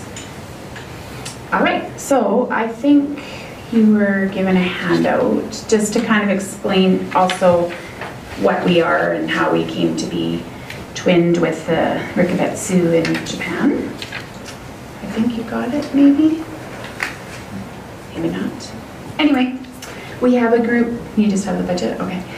We have a group that comes every September. They bring their grade 8 class over with a teacher and a town worker and usually one other adult chaperone as well as a translator. And we have a very busy 5 days, 4 to 5 days. We start off with welcome lunch. They all arrive on the bus and our host families meet us at Terrace Ridge and we have lunch together, we play games, kind of break the ice and get to know each other. That evening we usually go to the corn maze, but because it was blizzarding this year, we ended up going to laser tag instead, which was a hit as well, but it is always nice to do the corn maze and show them that. We then take them to Edmonton, to the Science Center, and they can explore the Science Center. We do a town tour the Tuesday, where they walk around and see the fire station, the police station. The Sunny 94 is usually in on that. We kind of tweak it a little bit each year, but yeah, they do it. We see the murals and different things like that. We finish off with a farewell banquet on the Tuesday evening, and that's a lot of fun. It's with the host families and them, and we also have some dignitaries that usually come as well. And it's fun to see the Japanese group always perform something for us, like acrobatic something, and usually they sing and stuff. Yeah, so it's a very fun-filled time. The kids really bond together, our Lacombe kids and the Japanese kids. It's neat to see the friendships that they make. Yeah, so this year we put a float in the November parade as well as the summer parade to try and get people aware of who we are. Yeah, so that's what we've been up to this year. If you have any questions, I think it's pretty self-explanatory, and we are planning a trip this coming summer for students to go. So we have the money set aside that we've already received from you a couple of years ago for that, and we will divide it between the students that are interested in going. Haven't totally decided how we're going to do that, whether they're going to write an essay as to why they should go. We haven't finalized that, but yes.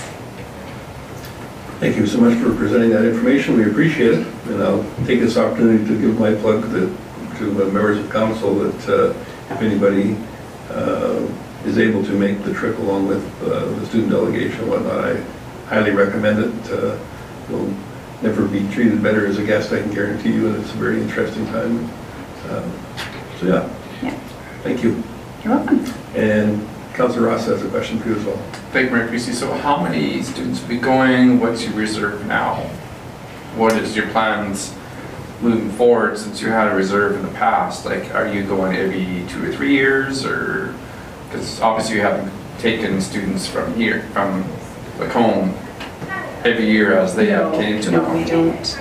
It hasn't been for, what, 5 years, I think the last group went. And there was maybe, I think, and they go in the summer, which is hard too, because then they don't actually get to be involved in their school with them, but them in Rikubetsu. But no, we don't have a set, like we're going to go every 2 years or whatever. It's just so happens that we decided we need to go again, and so we're trying to rally people to be interested to go. We don't have numbers yet, but there is some people that have expressed interest. So, and we also had some new host families this year that are interested as well, so it's nice to have more people joining. The priority will go to the current host families that have hosted in the past, so that they can connect with, their kids can connect with the kids that came here. So that's the hope. Very good. Well, thank you very much for your time. We appreciate you coming out. Oh, actually, here's another question for you from Councillor Culleton as well. Thank you, Mayor Creasy. I just have a question. One of the things that was brought up last year regarding this group was possibly even doing some fundraising, making some fundraising efforts towards this trip to support that. Has there been any work done towards that, do you know? Not yet, there hasn't. We've looked into different areas. I looked into doing highway cleanup, things like that. It's unfortunately really hard to get into that, to do highway cleanup. We used to do it for my kids' ring out, but that's because one of the parents worked for like a Joffrey, and so they were able to get us a section of highway, but we're going to try and look for some opportunities to fundraise, yes. Thank you.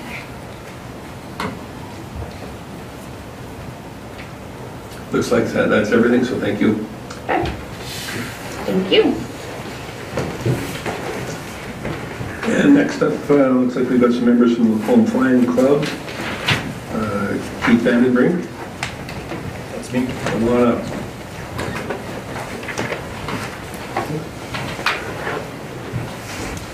And John, I didn't have your last name here, it's Fromm, correct? Yes. Thank you for attending as well, we appreciate it. Thank you.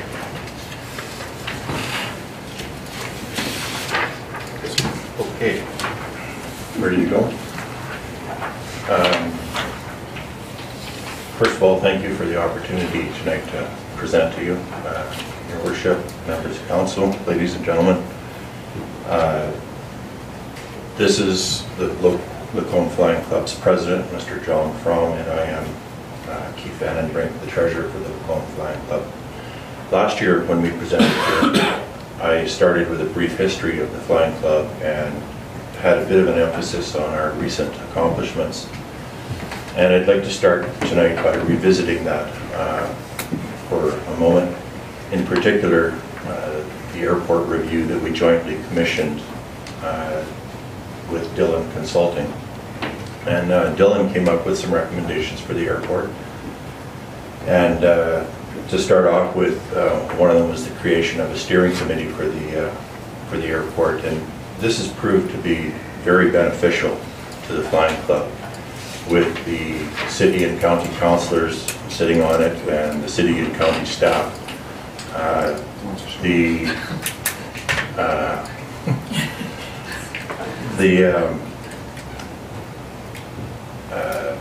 Advice and thoughts and so on that has helped us a lot in the process that we've gone through for the last couple of years.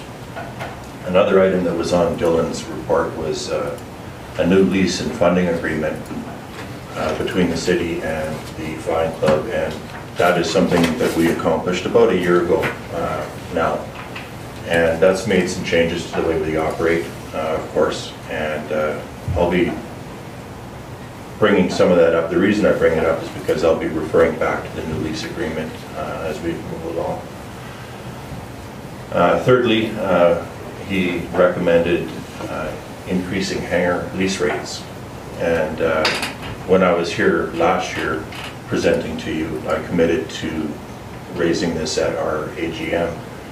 And then once I left here, I thought, well, I should maybe take that a step further. So at the AGM, I did make a motion to increase our lease rates for 2018, but I also made a motion for 2019. So in 2018, we increased our lease rates by 20, and then we also passed increasing our lease rates for 2019 a further 10%. So in 2 years, there will be a 30% increase in lease rates for a hangar space in the airport. Membership rate increases was another recommendation, and this is something that we disagreed with. And we feel that Dillon didn't fully understand the makeup of the membership of the Lacombe Flying Club.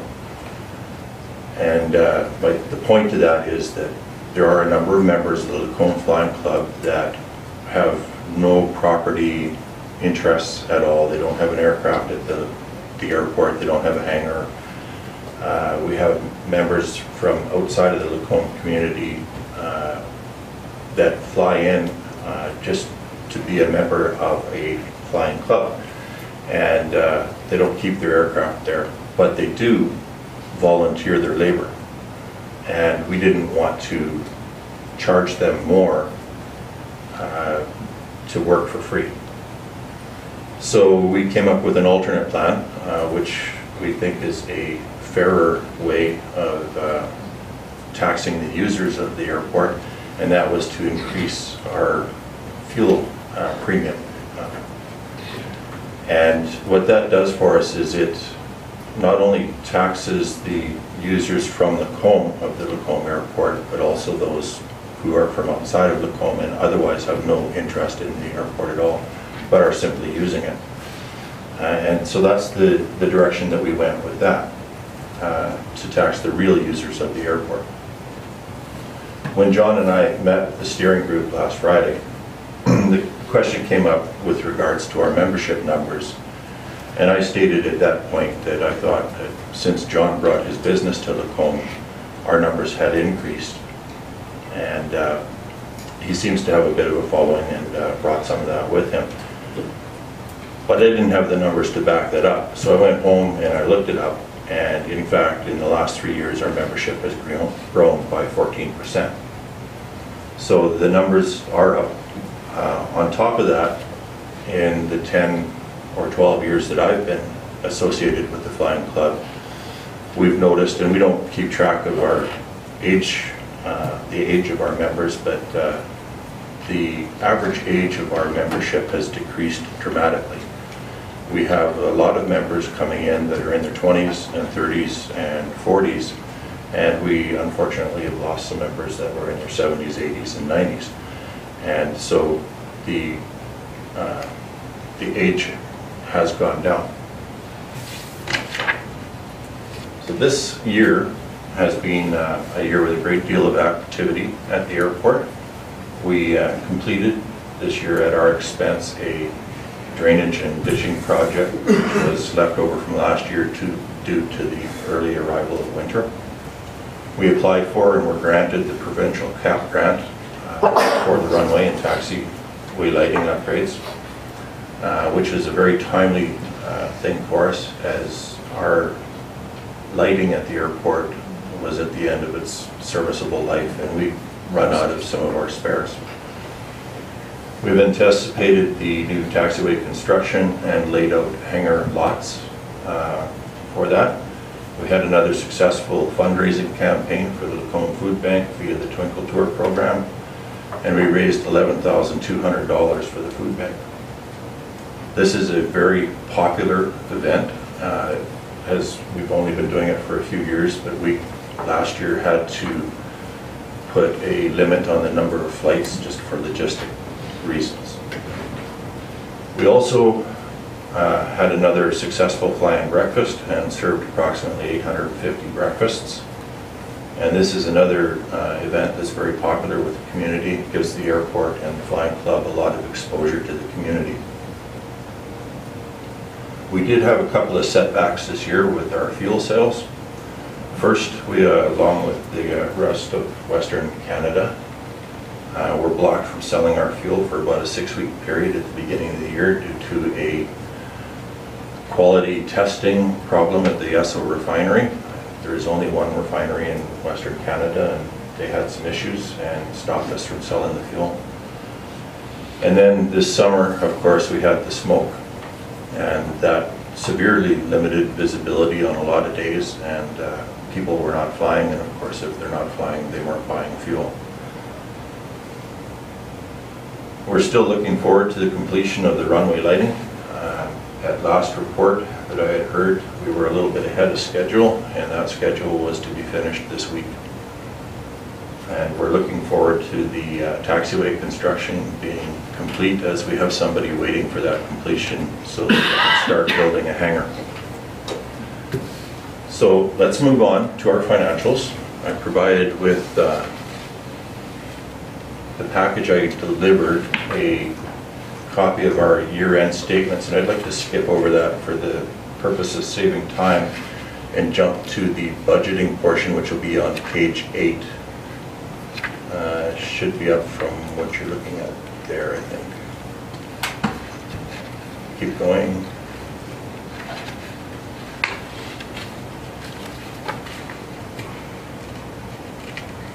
So the that's a statement of revenue over expenditures. Looks like year end.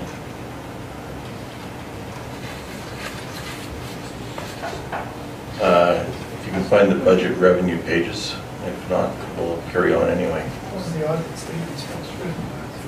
Very first page. Very first page. Okay. Flying.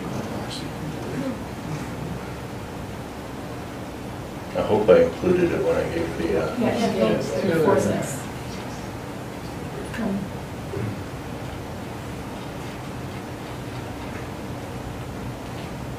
Budget, revenue, that's where I want to be. Okay, so before I proceed through that, John and I went through our multi-year capital plan, and you don't need to bring it up, which looks like this. And we made some changes And unfortunately, in my haste to bring this paperwork to City Hall, I didn't transfer some of the changes that we made into the budget, so I'll try and highlight that stuff as we go through it. Starting at the top line, sales revenue from avgas, as I mentioned a couple of minutes ago, we had some interruptions in our fuel sales this year, so our budget is likely going to be quite a bit lower than what we forecast for 2018. Given a normal year for 2019, we should be back to normal. Skipping down a few lines from there, I'm just going to highlight, just going to highlight some of the highlights here rather than read every single number to you. The hangar leases, we have a little bit over an $1,800 increase in our revenue from the hangar leases, and that reflects the increase in hangar lease rates. And again, another $900 or so in 2019. Moving down a little bit to the government grants, city and county contributions. This is something that changed with the lease, as I was referring to earlier. We used to have a handshake agreement with the city where the city would give us back the hangar taxes minus the education portion.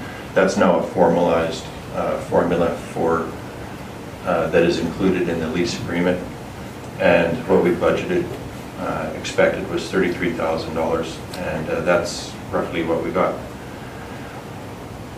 The capital projects, the $111,000, that's the city and county taxiway construction portion of that. Of course, we are in the revenue, and this is just showing as it coming into the Flying Club, and we of course would add ours to that. So moving down the page, interest revenue and other stuff is really minor items. We can move on to the next page, which is our expenses. Before you move on to the next page, okay, over there, I'm just curious with the sales discounts. Yes. On the fuel, how does that work? Flying Club members get a discount on the fuel. We have a retail price and a membership price for the fuel, and that's the way it works with pretty much every Flying Club operated fuel system in Western Canada, from what I understand, and we do that as well. So, which is certainly fair enough. I thought you said that you increased. We increased the fuel price, the difference between what we buy the fuel for and what we sell it for. Very good. Thank and you. then we take the discount for the members off of the retail price. Okay, moving along to the expenses then.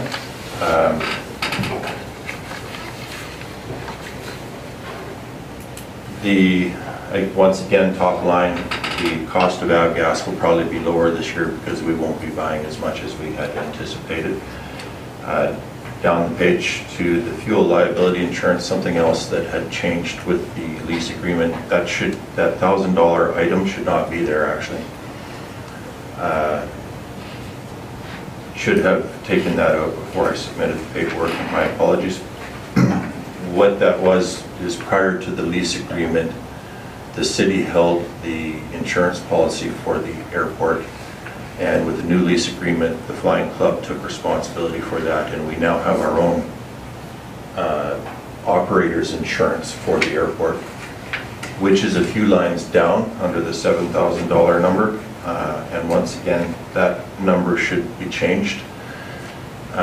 When we proposed this budget, we at that point hadn't purchased insurance, and it turned out that our insurance cost was quite a bit less. We deliberately estimated high, but $3,800 was closer to what we paid. So, and in 2019 would be probably $3,900 thereabouts.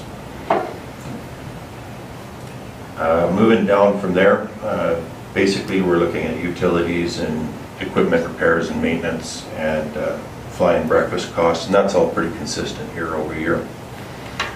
We move on to the next page. We have our general and administrative expenses, and the only item there that I'd really like to draw your attention to is the Twinkle Tours item.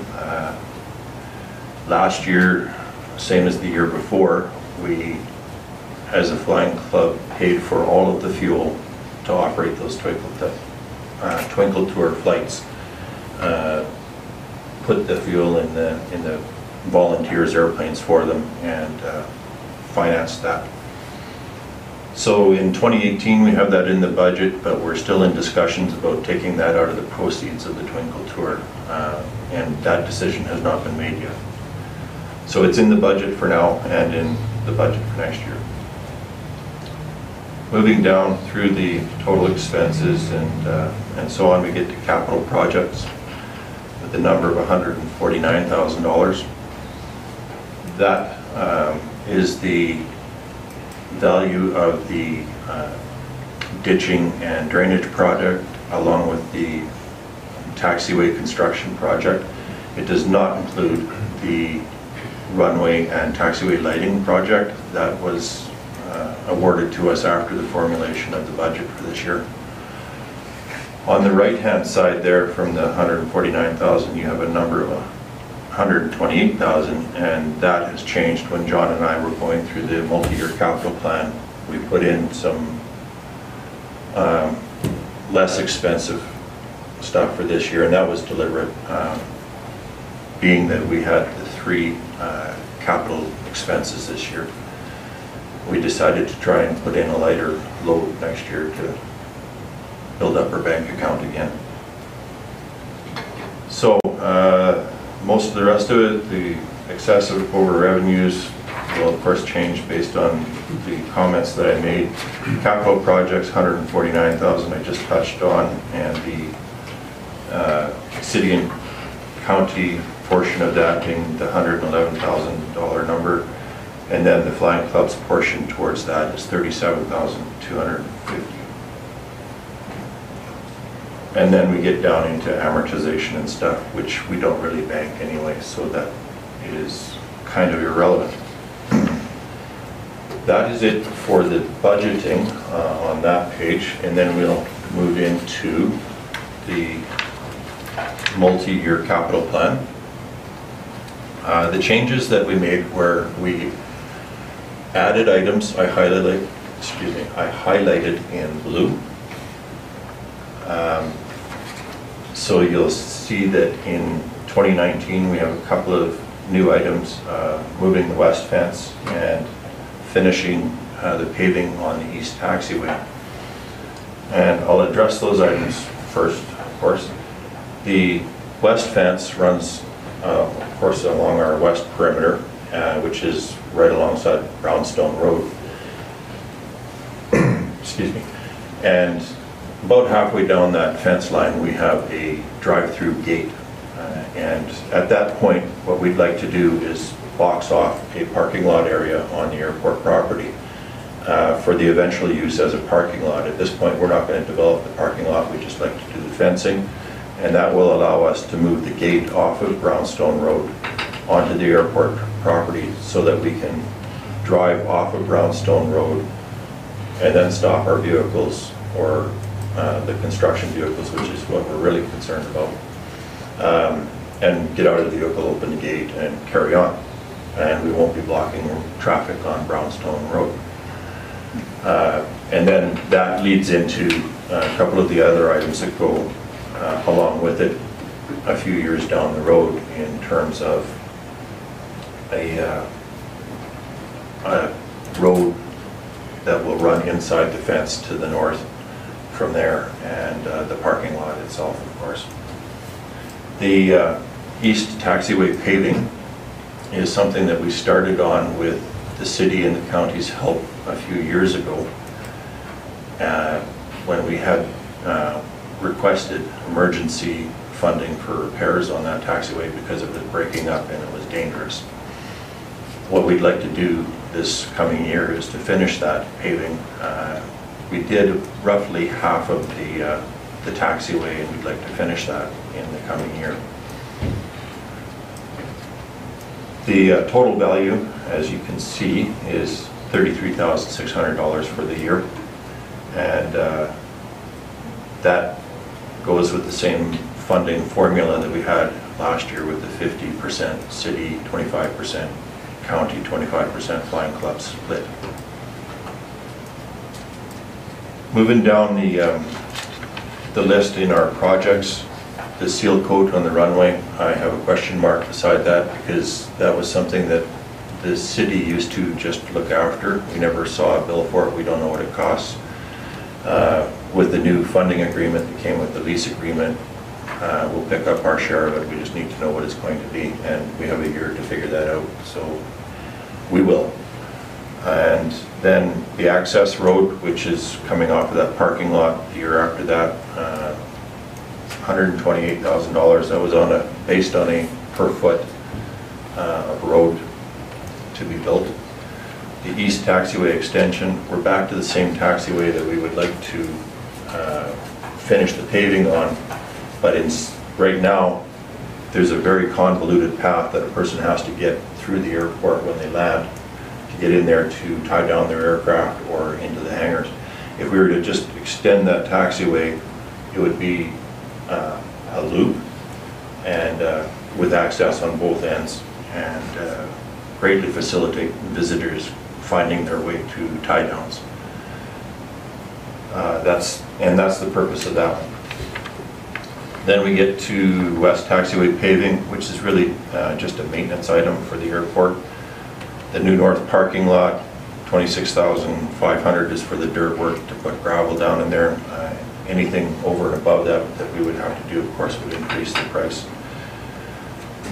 Parking lot south is the parking lot in front of the terminal building, and paving it would improve our curb appeal, if I can put it that way.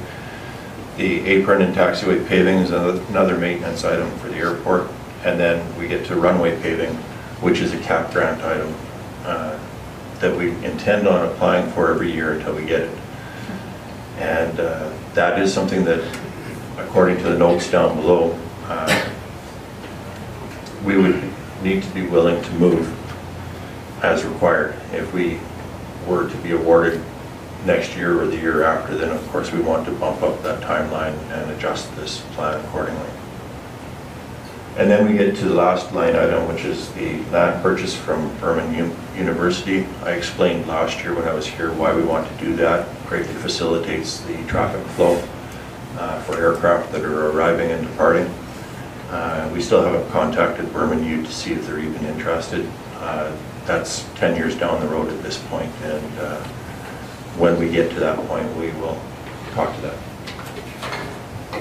I mentioned the funding. The only difference in the funding formulas from before would be the cap grant program, which typically provides 75% of the cost of the capital expenditure.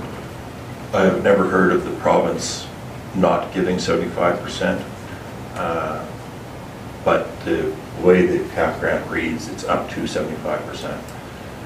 And that's it for my presentation. I'm open to questions, comments. Thank you very much. Councilor Ross, go ahead. I think my increase will be short. I guess this could be also directed to Director Thompson and CEO County. If there was a business plan put in place with the airport, and this is hypothetical, but the street that is to the west of the airport, that in my opinion if it could be possible to be rebuilt because of obviously it's heaving, that there's an opportunity for the airport to create more revenue if the hangars had services. So I think it would be a win-win, that it wouldn't be as taxpayer dependent if you could create significantly more revenue by having commercial hangars and so forth. So there is opportunity for that if that is in the near future, because I obviously see the cap grant 577 would be a huge undertaking. So.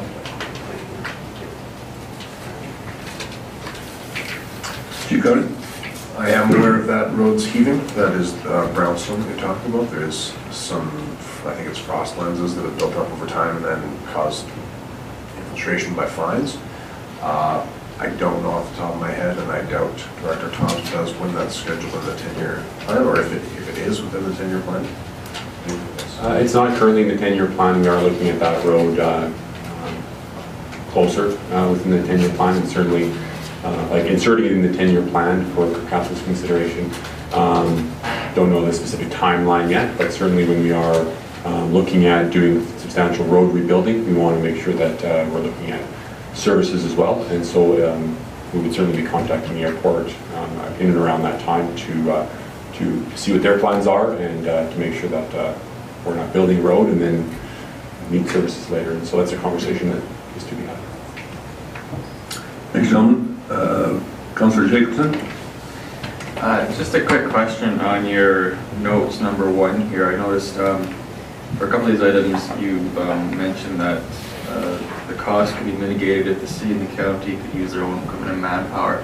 Yeah. Have you confirmed with the city and the county that they have the expertise to do that in-house, or is this just a surmise, or is this just you surmising? This is more our surmising that the city and county and/or county have the equipment for that. For the most part, note number 1, I put in there for projects that involve moving dirt.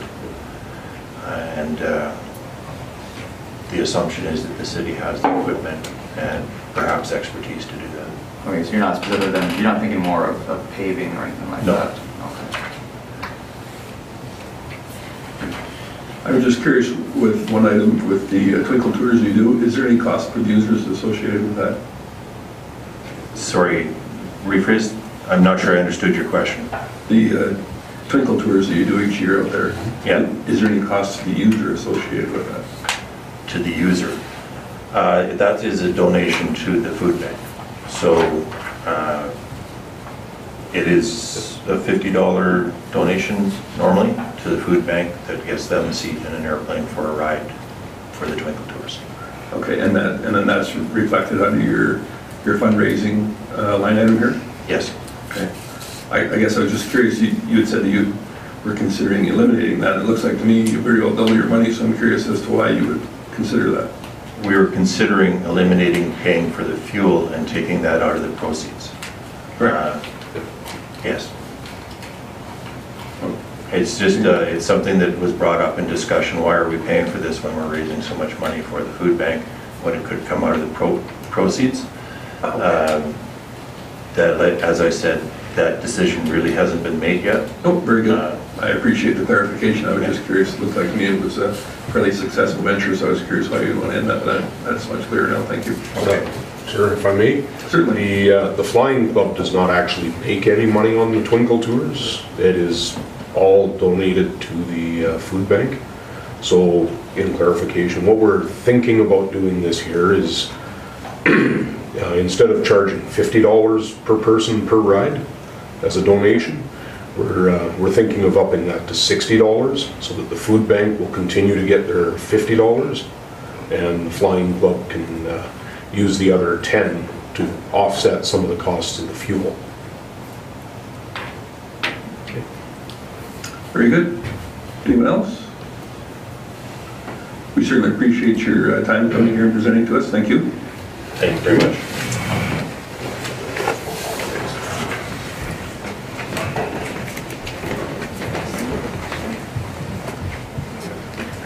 And next up is the Lacombe Chamber of Commerce, and I think that Monica and Dan are here to present to us.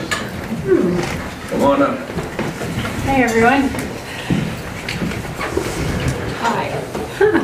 Howdy, folks. I'm wearing my other hat tonight, so you're not being audited yet. So thank you for your time and allowing us to come present to you. I'm just going to jump right to the budget. First off, I'm Dan Limas. I'm second vice president of the chamber. Monica is the executive director. She keeps us all in line. I'm going to do this Dragon's Den style and jump right ahead to the ask. And it's on second page of the budget, which we're requesting $13,500 from the city for the grant for operating the visitor information center, and that's primarily what that grant purpose is. That's about a 3.85% increase from last year. The budget is set out in an interesting way. Number one, we start off with our operations. The operations runs at a deficit, and then our job is to fill in the gaps. The operations does include labor and other overhead costs for running the visitor center is all included in operations. The chamber runs a number of specific events in the county and in the city to raise funds to offset those costs. And each of those has their own separate budget with it to come up with a break-even position. The one thing we are trying to do in our operational budget this year is we're trying to set aside a small surplus. The LED sign that you see coming in on Highway 12 on the west side of town will age over time. We will need to replace that. We historically have not had much of an operational or capital reserve for the chamber, so we want to start building that up a little bit. Historically, we've ran kind of at break even or a deficit. Some brief stats on the information center is that last year there was about 500 visitors between May and September 30th. That is a decrease from last year, but the 2017 year was the 150-year centennial for across Canada. Provided information to a number of individuals and families who are looking to relocate to our fine city here. And yeah, we thank the city and they're providing us with funding to continue to provide these services to our city and our visitors. And we'd also like to thank the city and specifically Councillor Hoekstra for participating in all our board meetings and also trying to keep us in line from that perspective and providing us with feedback from the city's wishes. So that's in a snapshot what we have. So, did I miss anything? Okay. Well, I appreciate your brevity for sure. Thank you. And joking aside, we do appreciate the work you do, and then we certainly enjoying the improved communication between city administration and the Chamber of Commerce, which, as you well know, is important to council as a whole. So, thank you for that. One item that I've heard some input from public on is signage. Interesting you referred to it, and they seem to have felt that the visitor portion of the operation was not very well advertised just from signage alone. So take that as you will, and hopefully can consider some sort of improvements in the future. So, thank you. Does anyone else have any questions or concerns for the chamber at this time? We look forward to the corporate challenge coming up shortly, and yeah, we're excited too. Thank you very much for your patience and waiting tonight. We appreciate your presentation. Thank you. Absolutely. Thanks. Thank you.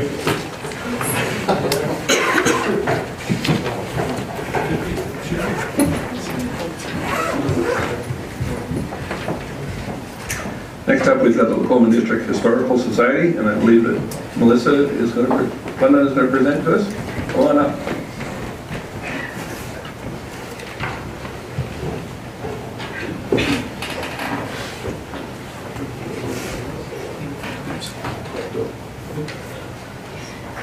Good evening, Mr. Mayor and City Council members. My name is Melissa Blunden. I am the new Executive Director at the Lacombe and District Historical Society. I'm very excited to be here today. It's my first council meeting, so bear with me. The Lacombe and District Historical Society is grateful for the opportunity to present our 2019 budget request to the City of Lacombe Council. Included in this report are a summary of the services provided and projects undertaken in 2018, proposed projects to be undertaken in 2019, and the Society's budget request for 2019. So a year in review, as you know, the Lacombe and District Historical Society is a non-for-profit charitable organization that serves the community through its mission to collect, preserve, interpret, and exhibit the history and heritage of the City of Lacombe and Lacombe County.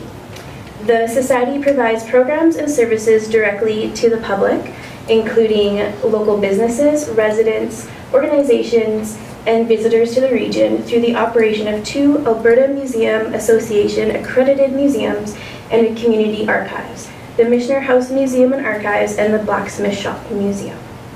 During 2018, the Society increased the amount of events hosted on site, almost doubling from previous years. Since May of this year, we hosted and participated in 10 events at the Missioner House Museum and Archives and the Blacksmith Shop Museum. These events included the International Museum Day, Seniors Week, Canada Day Weekend, Lacombe Days, Central Alberta Pride Week, Alberta Open Farm Days, Worldwide Spin in Public Day, and the Lacombe Culture and Harvest Festival. We have 2 more events scheduled this year, the Light Up the Night event, and also we are hosting a Carmen meeting by the end of this year. That will be happening. The Lacombe District Historical Society had the opportunity in 2018 to partner with both the Historical Resource Committee and the City of Lacombe by hiring 2 summer staff students that we supplied to you. This was through the Canada Summer Jobs Program, and we had them report directly to both the Historical Resource Committee and to the City of Lacombe. The Historical Resource Committee student was able to complete undertaking many projects that were to overall help the expansion of the Heritage Committee and their management program. I believe that was spoken about earlier this evening to you. And with the City of Lacombe, that student actually reported directly to the Records Management Department, and they rehoused and digitized documents in acid-free boxes and folios, as well as a few other projects for them. The Society also hired 4 full-time summer students to work at the Missioner House Museum and Archives and at the Blacksmith Shop from May to August as historical interpreters and programmers under the Young Canada Works grant. These students gave tours, ran events, and did all programming that was hosted at the museums over the summer. They reported directly to the Society and the interim executive director, as the previous director was gone in June. Neither the Canada Summer Jobs Program nor the Young Canada Works Program would have been viable options for any of the 3 organizations if the Lacombe District Historical Society did not maintain its recognized nonprofit charitable status or its recognized museum status. Weekly programming over the summer months included skills for homesteaders and art in the garden, while guided tours, blacksmithing demonstrations, and afternoon tea were offered on a daily basis. In addition, throughout 2018, the Society has been working on our core projects to advance our ability to fulfill our mission and public trust responsibilities as an accredited museum. With this, the Society was also able to offer 3 collection internships throughout 2018. This was through an initiative with Volunteer Alberta. It's called a Skype grant, and so with that we were able to offer these grants to 3 students. They included, or part of our collections project, which included the completion of our inventory of our museum collection and research and development for both physical and virtual exhibits we plan to use in the future. Each of these students worked with us for about 3 to 4 months, approximately 6 hours a week, to complete their special projects. And without their help, the museum would not have had the ability to take on these particular projects. The fostering and mentoring of these 3 interns, as well as the 6 other summer students we had throughout the 2018 year, turned them into future young professionals in the historical world, and it has not only benefited the city and community of Lacombe, but the services that the Society can offer, as well as it has allowed the Society to take on a respected leadership role within the accredited museum community. The museums facilitated 32 individual school field trips between May 1st and June 22nd of 2018, fulfilling an important educational programming service for the community. The Society covered the expenses for all programming materials required for the 608 student participants through our doors. This came out of our operating budget in order to continue to provide barrier-free access to Lacombe's heritage. Starting in January, the Society's exhibits opened in the Flatiron Building space, showcasing Lacombe's hockey history, in conjunction with the Rogers Hometown hockey event that was happening at the time. This exhibit lasted until April and was replaced by Lacombe Development, photographs of Lacombe from 1896 to the 1930s. This exhibit will run until the end of the calendar year. The Society also ran maintenance and upkeep on the exhibit at the Gary Moe Auto Group Sportsplex and inside both the Missioner House and the Blacksmith Shop Museum. Significant growth in visitorship compared to previous years was experienced at the Missioner House Museum and Archives and the Blacksmith Shop as well. As a note for this presentation, I have taken the Flatiron Buildings data out of our previous years of visitorship. There is a, if you just go to the next slide. Yeah. So I've taken that out, and I've also compared the difference between 2018 and 2016 numbers. As was mentioned earlier, 2017 being a Canada 150, we saw such an exponential growth that I thought it was a better accurate comparison to do 2016 and 2018 because in 2017 we had a 76% increase in our visitorship, and I believe a lot of that was attributed to the Canada 150 celebrations. That being said, however, if we see the difference between our 2018 and 2016 numbers, we are still drastically increasing our visitorship at the museums. These enhancements of services have added to the overall visitor experience in Lacombe and are aligned with the regional tourism development strategies as identified in the Central Alberta Destination Management Plan 2016 and the Visitor Friendly Report of 2017. Our proposed projects, so for 2019, the Society has a clear plan according to the 2018-2021 Strategic Plan, which was approved in August of 2017 by the Lacombe District's Historical Society Board to guide its operations in the coming years and to begin to complete the following projects. Meet the needs of our community and visitors, remain good stewards of our region's history, renew Alberta Museum Association recognized museum status accreditation, provide barrier-free access to core programs and services, provide greater access to the Blacksmith Shop Museum, provide greater access to our collections, continue to encourage mentorship and volunteer engagement, plan for the Lacombe and District Museum archives, and provide opportunities to discover, learn, and connect.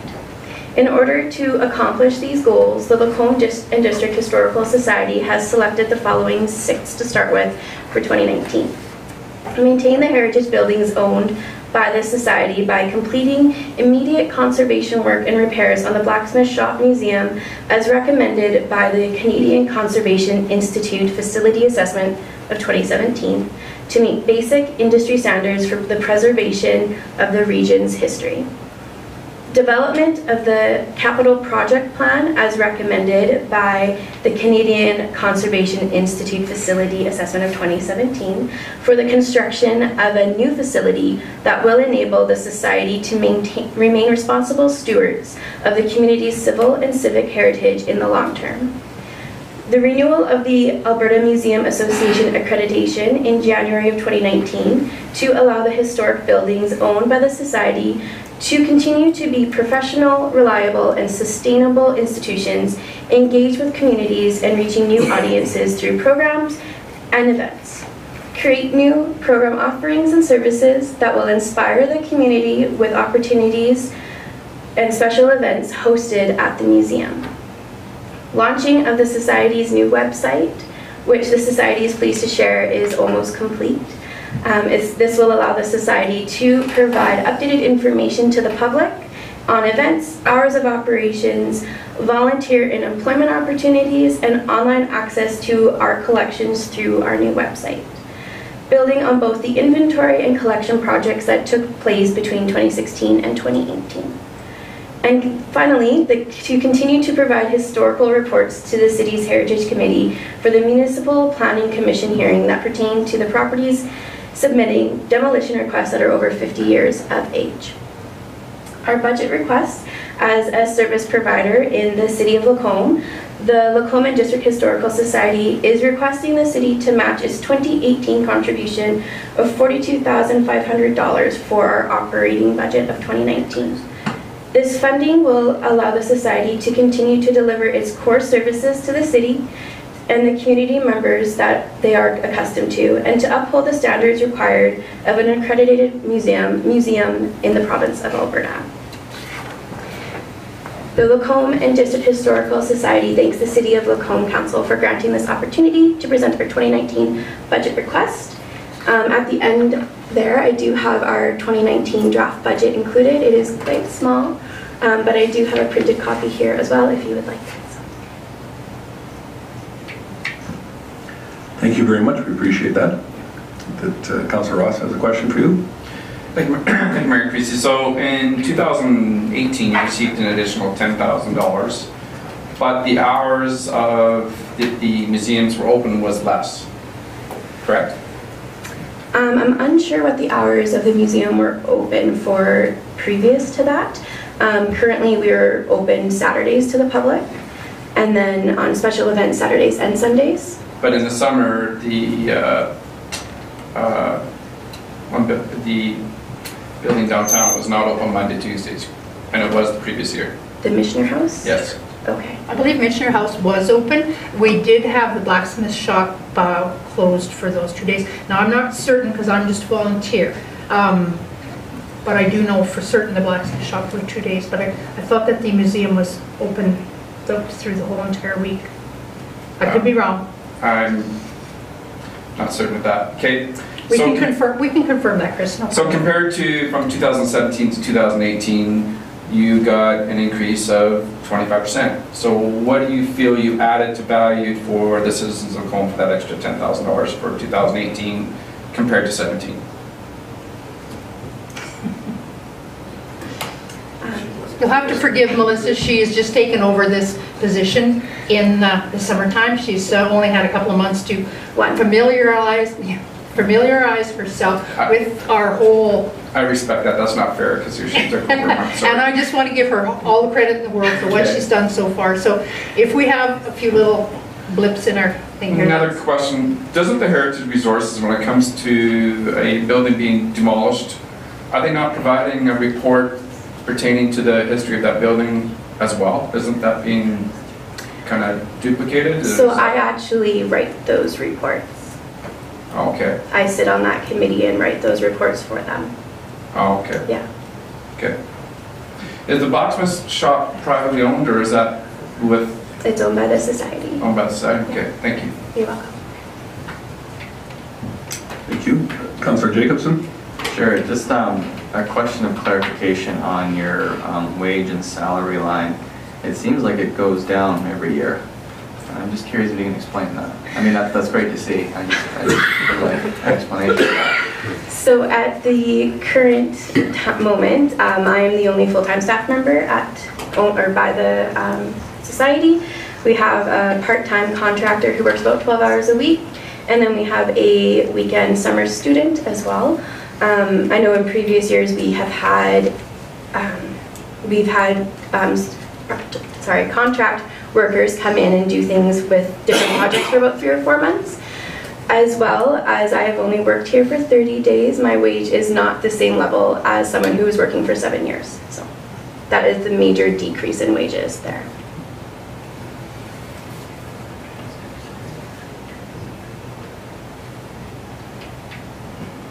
Anyone else?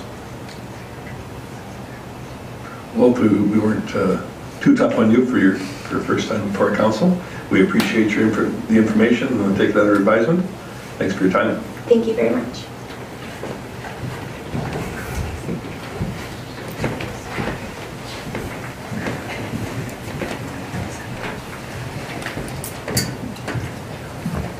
Angel, come on up. So next is Lacombe Regional Tourism and Marketing Association, and Angel Hand is going to be presenting to us. I brought Rachel, she'll keep me from talking too much. I don't know about that.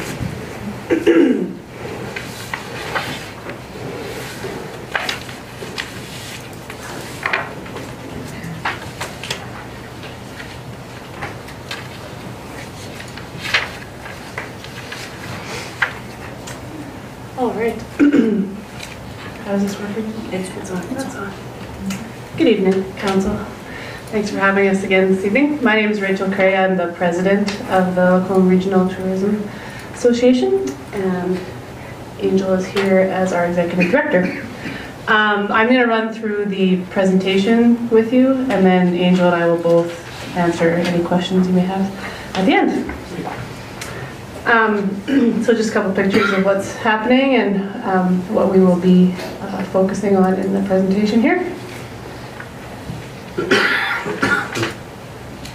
You want me to just say go ahead? You keep going, yeah. Sorry. So 2018 was the first year, as you may have recognized from the previous presentation, that the Tourism Association was separate from the historical. So that made a big difference just in how things were run for us. But we did not notice a decrease really in visitors to the Flatiron, so that was good to see. And you'll see here that we had visitors from all over the place, and a large number of visitors from Edmonton and Calgary, and that was a significant increase again, as you may notice in publications around town, and we are getting noticed more and more outside of our region. So we're really happy to see that. So one of the main things that we do is Angel and Hannah. They keep the website up to date. This year was a major year for website.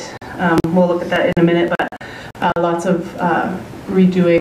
We got a brand new website this year. So on the website you'll find all of these things, and they are kept very up to date, and this has become the main hub for people to check out what's happening in our area.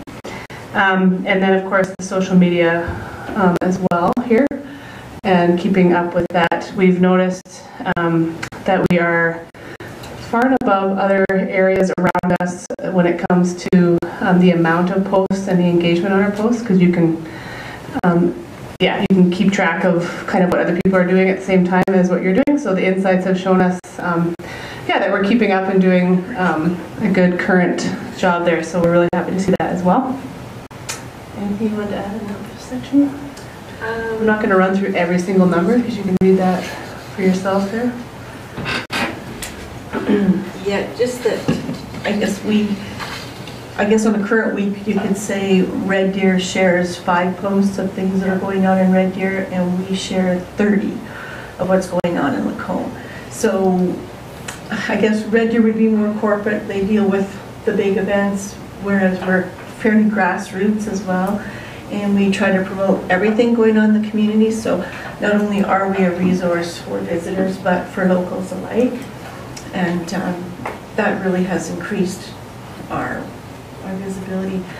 And it's got to do with the analytics of Facebook, and the more grassroots stuff you do, the better your reach is. And we also don't pay for a lot of posts, because we've been finding out that if you pay for a lot of them, then your generic posts go down. So I guess once you start paying, they don't give you the reach for free. I don't know how to say that, but we do a lot of our own posts, and we create a lot of our own content, and we're getting really, really great feedback and huge reach on it. I think we're tricking people into thinking we're a bigger city than we actually are sometimes with those. So the main thing that comes up around the January-February time of the year is our tourism publication. Our visitor guide will come out, and that's when all the work is done there. This is basically our only revenue generator for Lacombe Tourism. And you can see that each year we are successively getting more more ads and more revenue because of that. Yeah, from the membership. Yeah, our membership of course goes up each year as well, and then the ads from members and others as well. So you'll see that there.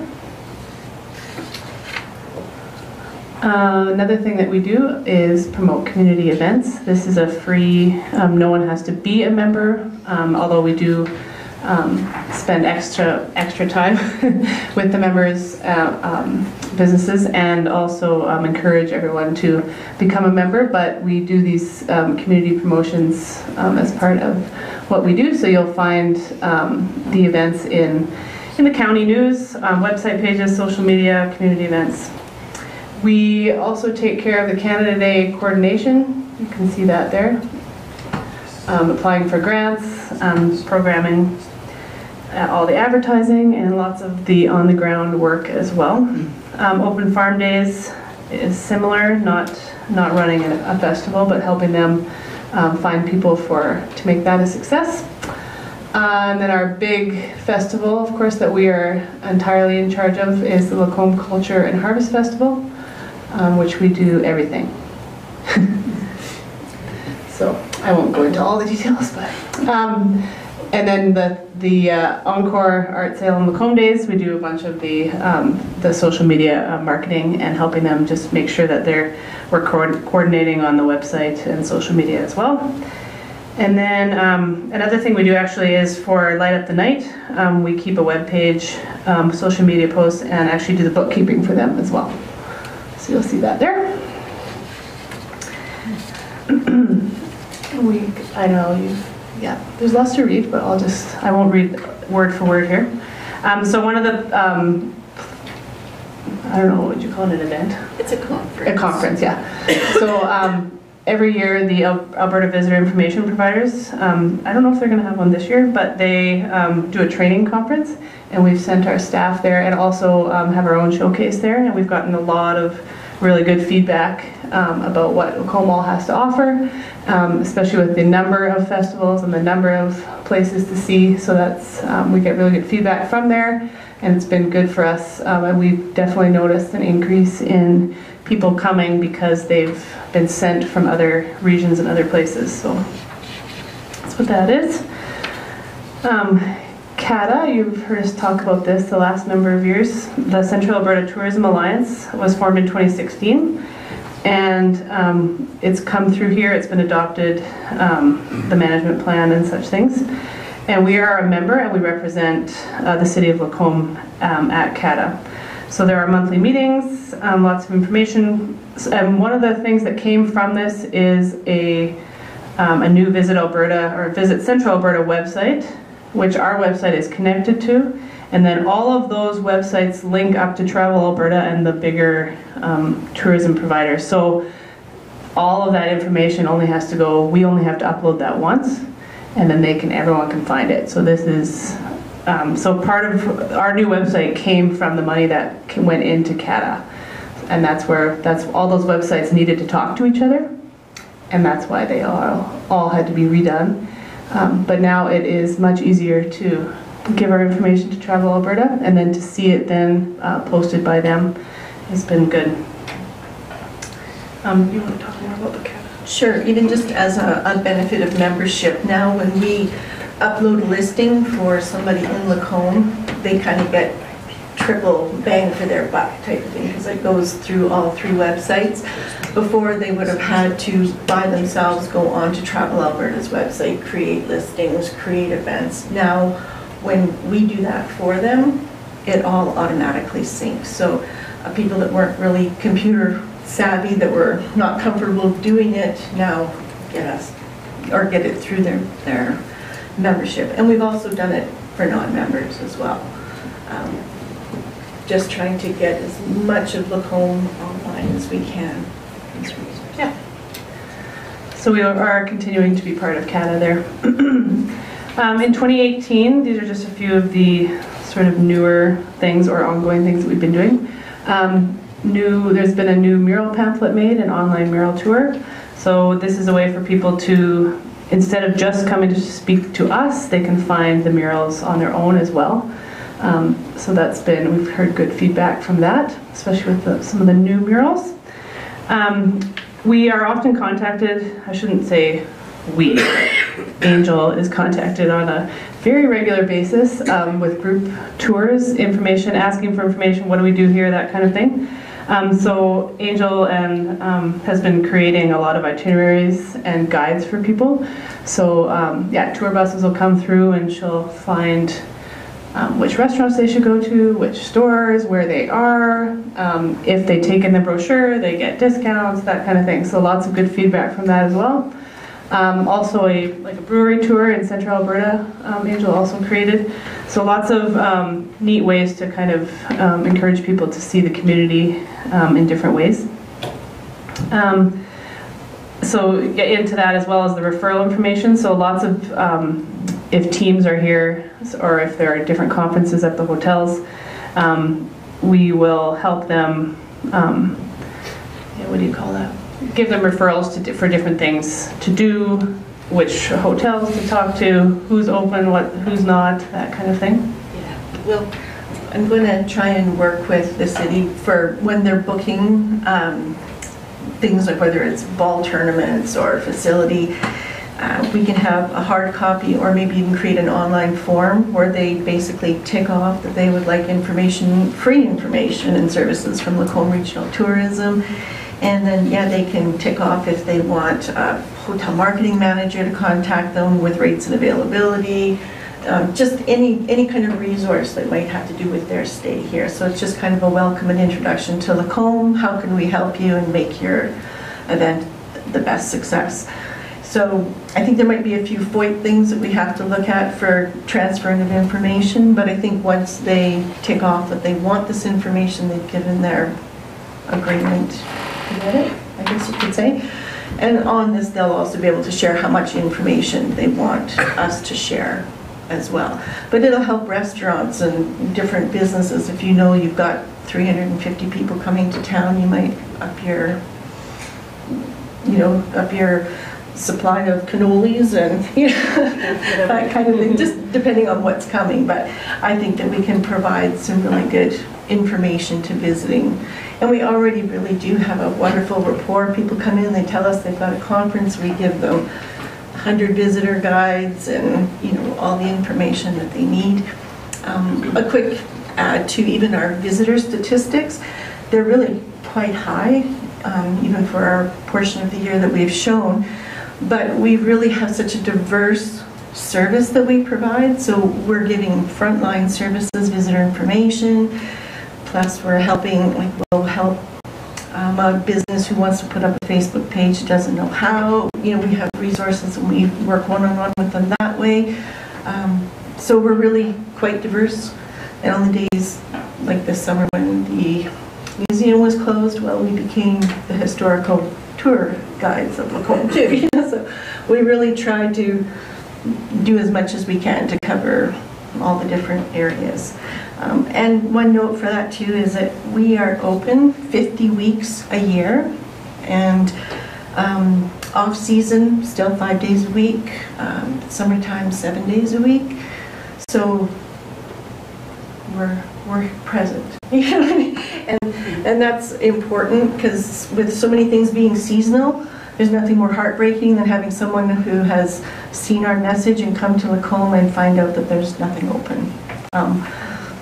That's disheartening, right? So we've been able to fill that gap, and we try to be as animated and have as many fun things to share. And we've walked people over to the blacksmith shop just because we have a key and let them see it. I had some people from England one day that wanted to see it so bad, so we went on a little walk. But it's been a joy to be able to provide that kind of service and information to people. It's rewarding. This is a rewarding job. It's tiring, but it's rewarding. Yeah, the next section there I won't go into. Sorry, I'm still a page ahead of you there, or behind you. What we will be doing, because you can see it'll be more of the same, and like Angel said, we're looking forward to offering more opportunities for people to get involved and excited about Lacombe. And then our funding request is the next section. So we're requesting $55,960 in funding. This is, well, I won't read it all, but so there's a cost of living increase there included, and an additional request for $5,000 to assist with the Lacombe Culture and Harvest Festival. Yeah, receiving the support like the other festivals, local festivals do, would help us with the unpredictability of grants. So grants fluctuate quite a bit, and we don't find out till just prior, usually, if we get that money or not. And the Culture and Harvest Fest has become a big festival, and also a festival that people are counting on, and we want to make sure that that remains the case. Yeah, I guess that's, do you want to say anything more about that? No, actually, you pretty much covered it. It is like Rachel said, we don't know until the 11th hour what kind of funding we're receiving. It's hard to create something sustainable when you don't know year to year what's going to come through. We have been very lucky. Alberta Culture Days and Heritage Canada have been pretty good, but they do fluctuate up and down each year. The festival started with a large $20,000 grant, which was why it was created in the first place. But that grant in itself is not one that you can apply for every year, and so then you're forced to look for other grants, and it really becomes a little bit of a vicious cycle sometimes trying to find grant money. So even if we had a little bit of something that we knew we could count on each year, it would take a lot of the pressure off. And because we do also do all the administration, and we also facilitate it, so there's additional staffing costs and all that kind of stuff to start running a festival of this size. I will just also add, if you are not aware, especially with culture grants, most of the events have to be free. Therefore, we are not able to use those events to create revenue. So the only revenue generating we have right now is the visitor guide. So another thing that we were speaking of at the board level was, can we add events that are potentially revenue generating? But we can only do that if we don't have to apply for the grants to run those events. So that's just another side note there. Then the next page, you'll just see the draft budget there. Really tiny. Oh yeah, there you go. Our budget is really tight. You can see from the funding that we get from the city and the county, basically covers our wages and a small amount left over for ink and paper. And then with the $10,000 that we have been making off of our visitor guide. So we don't, outside of our wages, have a lot of extra operating funding. And we've managed to, run a tight ship and keep it all going.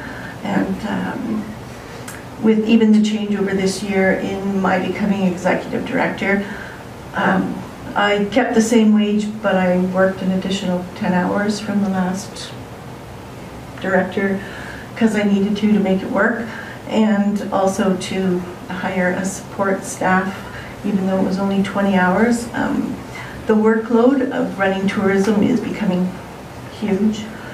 This year, with the combined 2 part-time positions, we're 48 hours per week, so we're just over 1 full-time person.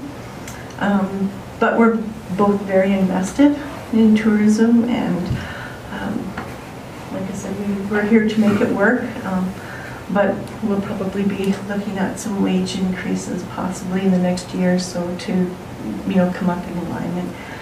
And like I said, we'll be up to 48 hours in next year's budget if the funding all comes through. But it's becoming there's just a lot of hours and things. We're trying to be at every festival, plus we're there, plus we're running frontline services in our building, and it's a lot for what we're doing. But like I said, we're very proud of what we've accomplished. We're getting such wonderful feedback and reach, and we just hope that council is as invested as we are, because I mean, I know you are, because that was a silly question, but sees the investment that we're sharing, because it's really neat. I've been here for 3 years now, and it's really gratifying to see how much we're growing, and I see it continuing. So thank you. That's it. Any questions? Thank you very much. We appreciate your presentation. Councillor Ross. Thank you, Mayor Creasy. I'm part of this as part of my council responsibilities, and I think Angel does a wonderful job. I guess we recently had a meeting in discussions between Lacombe Days and all the festivals. The skills required between keeping up websites, social media, grant writing, it's almost becoming a skill set in itself. And I think moving forward, I think the city, we need to have some consultation with administration and economic development and all of our festivals as to possibly create another role to reduce some of the burdens upon culture and tourism and so forth, that, you know, these citizens expect these festivals to grow, yet it takes more than just the volunteers, it takes some specialized help. So that's, I think that is a direction we need to explore. So we certainly do appreciate the work you do and all the extras you do as well. It's nice to have some past numbers when it comes to your website visits and the social media and whatnot. So it's really tangible to see. Obviously, you're doing a lot right, and we appreciate it. Thank you.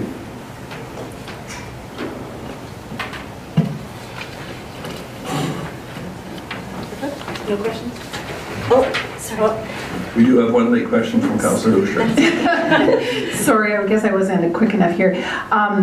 Trust me, I don't question your salary increase at all. I just question that it's considered a 4% cost of living. It's like, I don't think that's 4% isn't what we're hearing quoted here at all tonight. So I wouldn't want to remove any of your request. I just wonder if we could reword the cost of living piece, because when I put things beside one person saying 1%, then you know, another organization is saying 2.8. So when we put 4%, so maybe just reword it, because I certainly wouldn't. Trust me, I am not in any way taking it away. Oh no, and to be honest, that was a board recommendation when we were doing our budget. Just we haven't had, I don't think we did an increase for a couple of years, and yeah, it was just what they had recommended that we had put in the presentation. But yeah, it can be reworded for sure. And one really small item on your draft budget, it's got percent change. If you just update that for next year, reflect the difference, so that when I look down and see an 1,800% change, I don't have a heart attack. Okay. Thank you.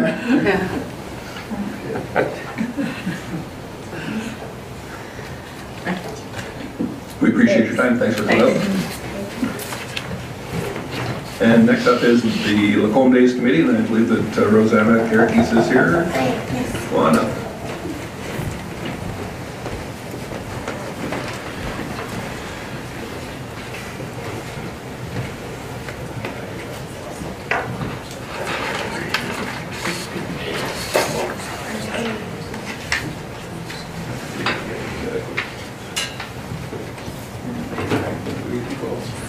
I just want to say good evening. So I am Rosanna Karakis. I'm the event coordinator of Lacombe Days, and I'll be presenting on behalf of the whole board tonight. So Lacombe Days 2018 was a great success. The community's preparedness, organization, and teamwork made the whole festival run smoothly. At the 2018 Lacombe Days, we saw over 7,000 people attend the parade, and that's always been one of our most favorited events. We were able to support nonprofit groups thanks to the large turnouts at the drive-in movie and the inflatables. With that, Big Brothers Big Sisters and Dancers Edge Parents Association received $2,486 each from their support in the events. We maintained comparable amount of visitors from outside the city last year, with 32% surveyed coming from outside of Lacombe this year. Overall, the year was down for sponsorship. We had received $11,000 less than budgeted, and so we've actually run into a temporary dip into our $10,000 reserve now. This year we're working towards lowering some budget expenses, such as marketing. Marketing's always been a large expense for us. So this year we're going to work on decreasing print and radio and focusing more on the online marketing. We'll be shifting expenses for events as well. removing bands and music in Michener, and focusing on events that are popular and requested throughout the core of the city. Some of the events this year, new and returning ones, didn't see the attendance that we were looking for, and that has caused us to switch gears for next year. So looking to the future, Lacombe's committee would like to refocus the festival to the city centre, making full use of the amenities within walking distance for most of the community, and still having some events with low admissions, which really those admissions goes to the fundraising for the groups who support our events. So without those groups, we wouldn't be able to put those events on. But we're still including them around events that are free as well. So we're not going to have one area that's all paid events and one area that's all free. We'll kind of mix it up a bit more this year. We'd also like to focus our parade on showcasing the cultural diversity that Lacombe has, inviting different cultural groups to partake. We've been in contact already with numerous marching bands. Last year we weren't able to book any as they're in competitions and breaks, and I think a lot of people look forward to that, so we're really trying to get those in this year. This year we'd also like to bring in a couple adult-only events. So going back to a food event, we're looking more at a wing and beer fest for adults. And that's just using local restaurants and breweries. And something of a street buskers competition evening, again with a nonprofit group using a beer garden as a fundraiser. They'd be running that for us. The food events are always some of the more popular ones, and I know people kind of missed Locavore last year, but I think we can turn the event into something that's not so costly but still effective to satisfy everyone. And then these events would also lend some more entertainment to the start of the festival, because we're thinking about having them during the weekday evenings more so. So we've also hosted the Prairie Dog Sport Barn Hunt at the arena from Friday to Sunday the past 2 years. And that group's been great to work with. They're well prepared. And the event is attended. They always head into the parade with their dogs and stuff, and people really love going to see them after they see them in the parade. And then there's also been talk of a Bolorama coming to Lacombe Days. Nothing set in stone for that. So, as a committee, we're excited about focusing this year on working in collaboration with tourism to build a relationship between our organizations and festivals. Working together, we will give support to each festival while still maintaining our own identities. We're looking into setting up our own fireworks crew. So we would send a number of volunteers to the appropriate courses. And then we'd need a supervisor to direct our crew for about a year until they're able to get their own supervisor certificates. So after that initial investment, it will benefit the community as a whole, and then it'll benefit the budgets of each of the festivals as well. Our request from the city this year is for $25,000 and in-kind use of all the amenities. So Lacombe Memorial Centre, the County Room, Centennial Hall and Kitchen, and the Gary Mo Auto Sportsplex arenas from Thursday to Sunday of the Lacombe Days Festival. And lastly, we just want to say thank you for the opportunity to present the request tonight. Thank you. I was just curious with the statement of financial position there, you've got your reserve still listed as 10,000. And in your preamble, you had mentioned that you had to use those funds? So it's listed as 10,000, but our actual current is less than 10,000. So we're at 9,248 the last time our books were done. Okay, thank you. If I may interrupt, we as a committee for the last 5 years has had it within our own bylaws to try to not be lower than a $10,000 reserve in the event of where, so we have that reserve in the means of anything unforeseeable prior to the festival. So this is the first time we've, by 5 years even, that we've been below that, as we've tried to increase the activities to the citizens of Lacombe, and in light of the economic times, sponsorship has been less. So we're trying to be more efficient with our advertising, looking at other events, as Rosanna stated. For example, the music, unfortunately, is, with all due respect, the Wednesday night in Park is more successful than our music on Friday, Saturday nights, and no disrespect to that. We'd like to, so we're respectfully removing events that are unsuccessful and trying to be more creative to create more events and to possibly bring the events downtown and try different areas. Also, in regards to the fireworks, we tried the light show this year. We respect everybody's opinion, including our own. It's not the wow factor that fireworks is. But the fireworks was $6,000 for 10 minutes, so that's why we tried to explore a different option. So we're exploring another option of trying to have trained staff that would benefit all of the festivals and hopefully reduce the budgets and the burden to all of the organizers of other festivals and collaboratively work together. So we feel we're trying to explore that option to benefit all. So a little more, that answers your question. The staff would volunteers, trained volunteers, not staff. So a volunteer group. So do we have any questions or concerns? I certainly want to thank you for the work that you do for the Lacombe Days, and I want to thank the board for being flexible in their wish to move the festival forward in a positive light and get the most entertainment value out of it that we possibly can for the city. So thank you for that. Thank you.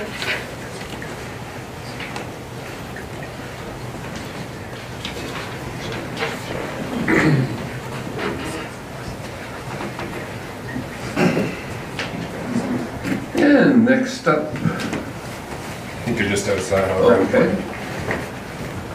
We've got the Lacombe Athletic Park Association. I believe that Jason Lunn and Darren Gagnon and Bruce Miller are here to present to us, so we'll just wait for a moment for them to come in.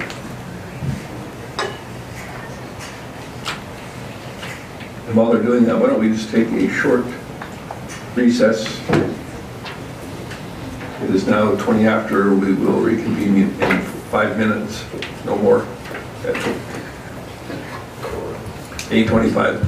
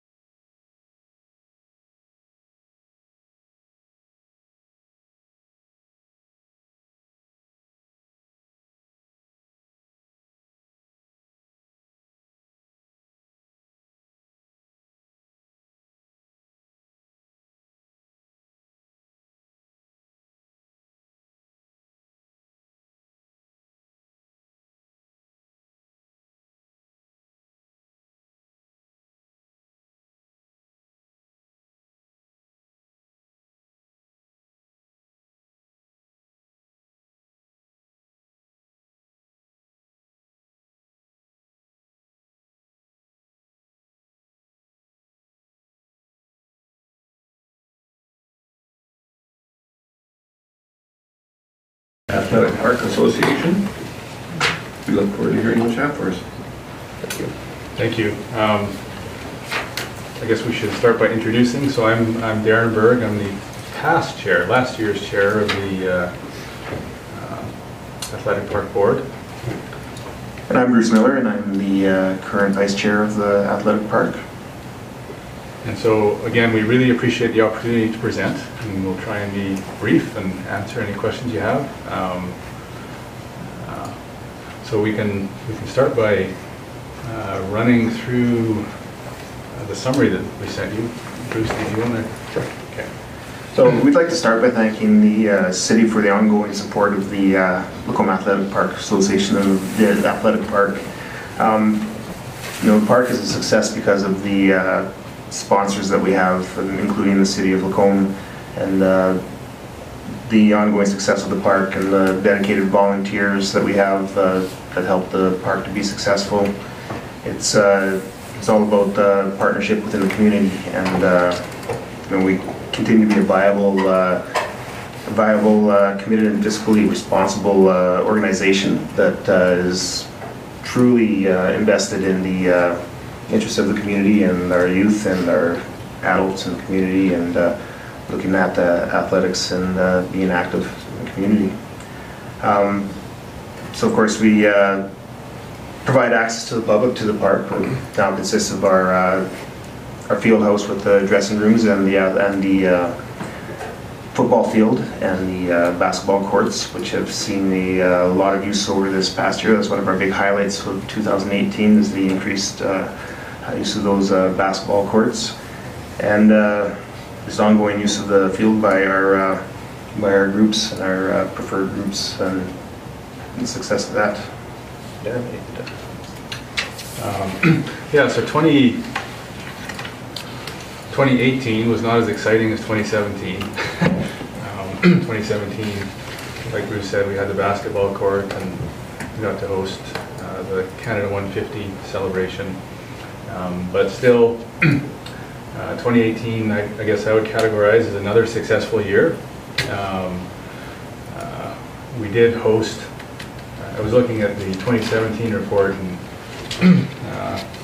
we had a list of, I think Don condensed it for your benefit this year, so rather than listing every team that attended, he just listed like Lacombe minor football and things like that. But still, the park continues to be fully booked and used. With the Great Chief Park opening, we did lose some Red Deer High School games, but again, the park continues to be fully booked. We lost some spectators when they are using the Great Chief Park. I guess the usage numbers you can see down below on the second page.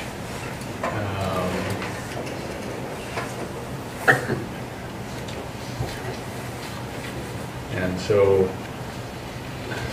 I guess if I was extrapolating again, I'd say we're going to be close to, 40, 50,000 people again this year. But we'll wait and see till the end of the year. And there is a typo on 2017, we'll let you catch that. But the total is 75,000 for 2017. Go ahead. Yeah. So in our field use, it's not only groups from Lacombe that are using the field. We're pulling in people from around the province, and when we have things like the high school over 6-man football provincials going on, and we have these other provincial events, it's pretty exciting for the community pulling in the groups. We also have, of course, our non-athletic events that have taken place in the field. We have the Lacombe Ministerial Association using the field for the annual church service during Lacombe Days, which I think we had over 600 people attending that service this past summer. So it's pretty exciting that there's, that we're starting to branch out, that we see some other opportunities. We have athletics, but we have other opportunities for the park as well, for our community.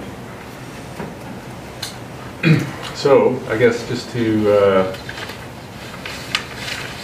finish up on what we sent you, and so we do have a budget attached, I guess, and we were We were hoping, asking, I guess, if the city of Lacombe could continue supporting us with our operating expenses, $50,000 per year. And again, that's, I think, about 20% of our operating budget. We do raise 1/3 of our operating budget through fundraising. So we work really hard to limit what we need to ask for. And I guess we were also hoping that, you know, perhaps we could enter into a multi-year funding agreement with the city of Lacombe. It would help us to plan and be a little more stable in our long-term planning. Again, we like to do long-term planning, so we aren't surprised.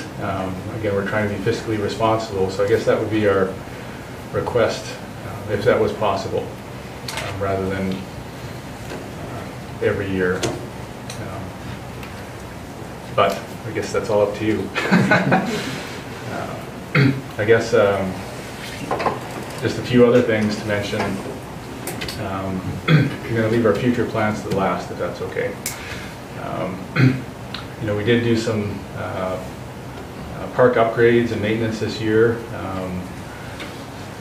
Again, you know, without asking for money from our partners, we try and plan for these things. So we did spend about $30,000 fixing a settling issue in front of the field house. We got out a lot of dirt and chips and put down a proper foundation and AstroTurf. And if you're over by the park and you walk through it, you'll see it. It's just a nice area now that people can use. We did a regular, not every year, but every few years, we do sweeping and cleaning and adding additional rubber to the AstroTurf. That was done this year for about $10,000. And probably by the end of the year, we'll have about $15,000 in scoreboard repairs and upgrades. So again, just part of the regular maintenance of the park. I guess I can put in a plug for everybody who's supporting us behind me. So this year we have a great board. We had, again, the board and the volunteers really, you know, run the park. We do have part-time staff as well that are great, but you know, a lot of dedicated volunteers. We've got representation from the schools, from corporate, from private sponsorships, private industry. We've got Lacombe Minor football representation, senior men's football representation, and as well a couple members from the track community on the park board this year. And so quite a diverse, energetic group of board members. And that's kind of fueled our ideation for the future.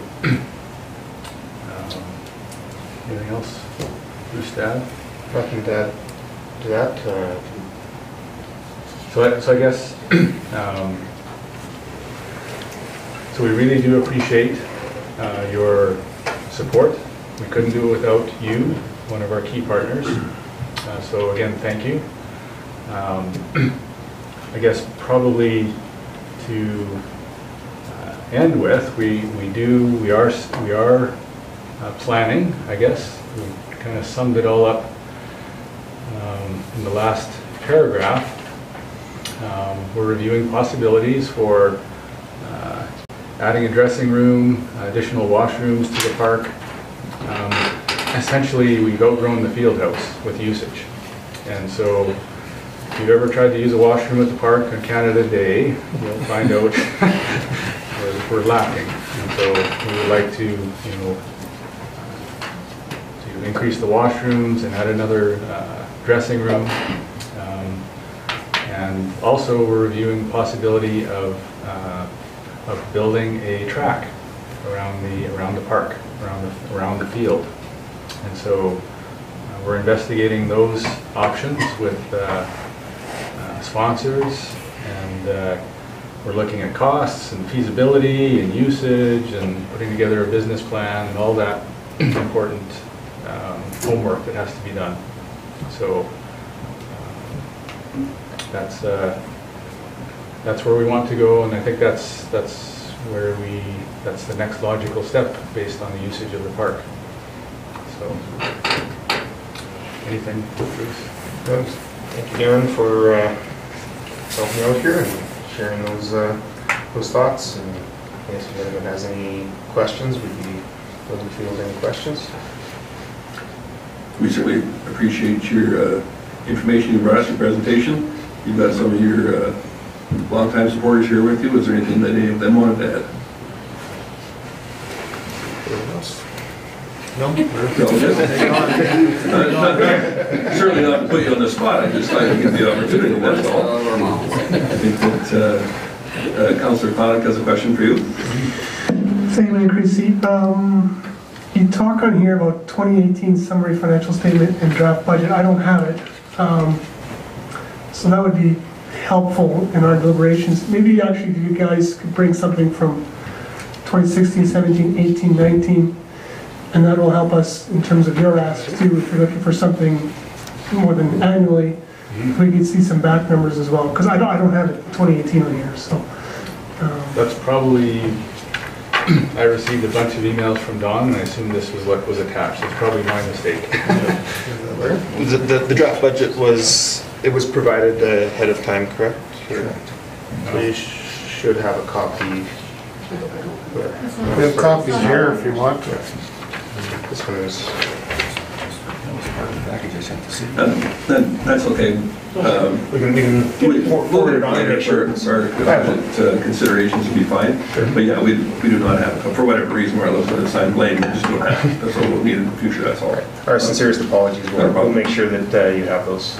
Very good, thanks. Councillor Ross. Thank you, Mayor Creasy. Just maybe a more question for administration yourselves is when does this agreement expire of $50,000 and $30,000 in the county? And possibly, I guess, collaboratively between yourselves and the county and the city, could them talks be extended, I guess?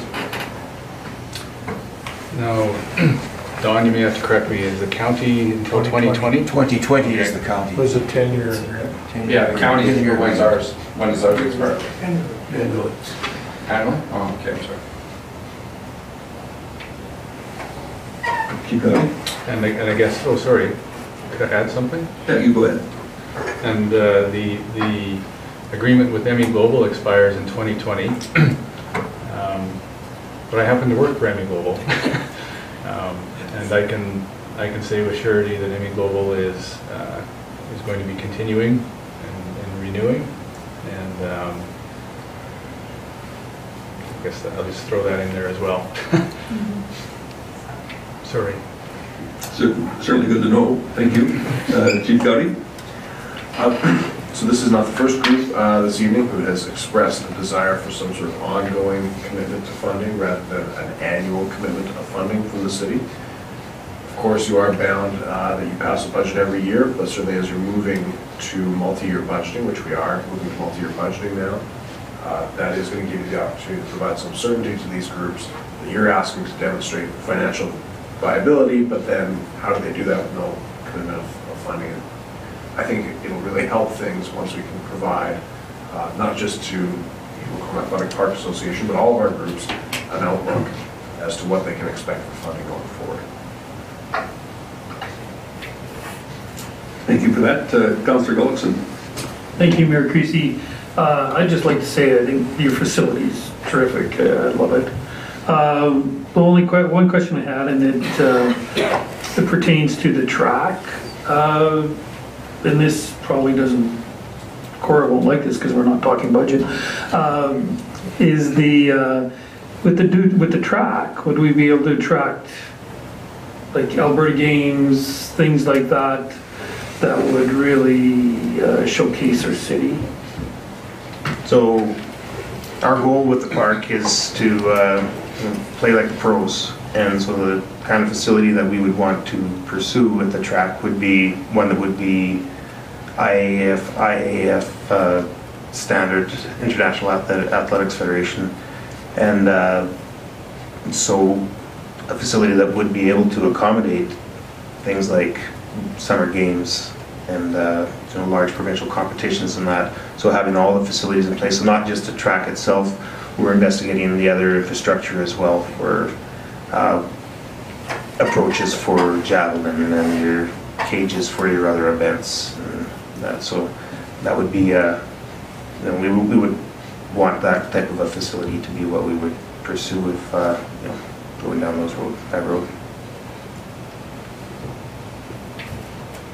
Very good. Well, thank you once again. We appreciate everything you do for our community. And as far as the numbers go, if you can just give that information to Ross, we sure would appreciate it. Fantastic. Thank you. On behalf of the Lacombe Athletic Park Association, thank you very much for having us here this evening, and enjoy the rest of your evening. Thank you.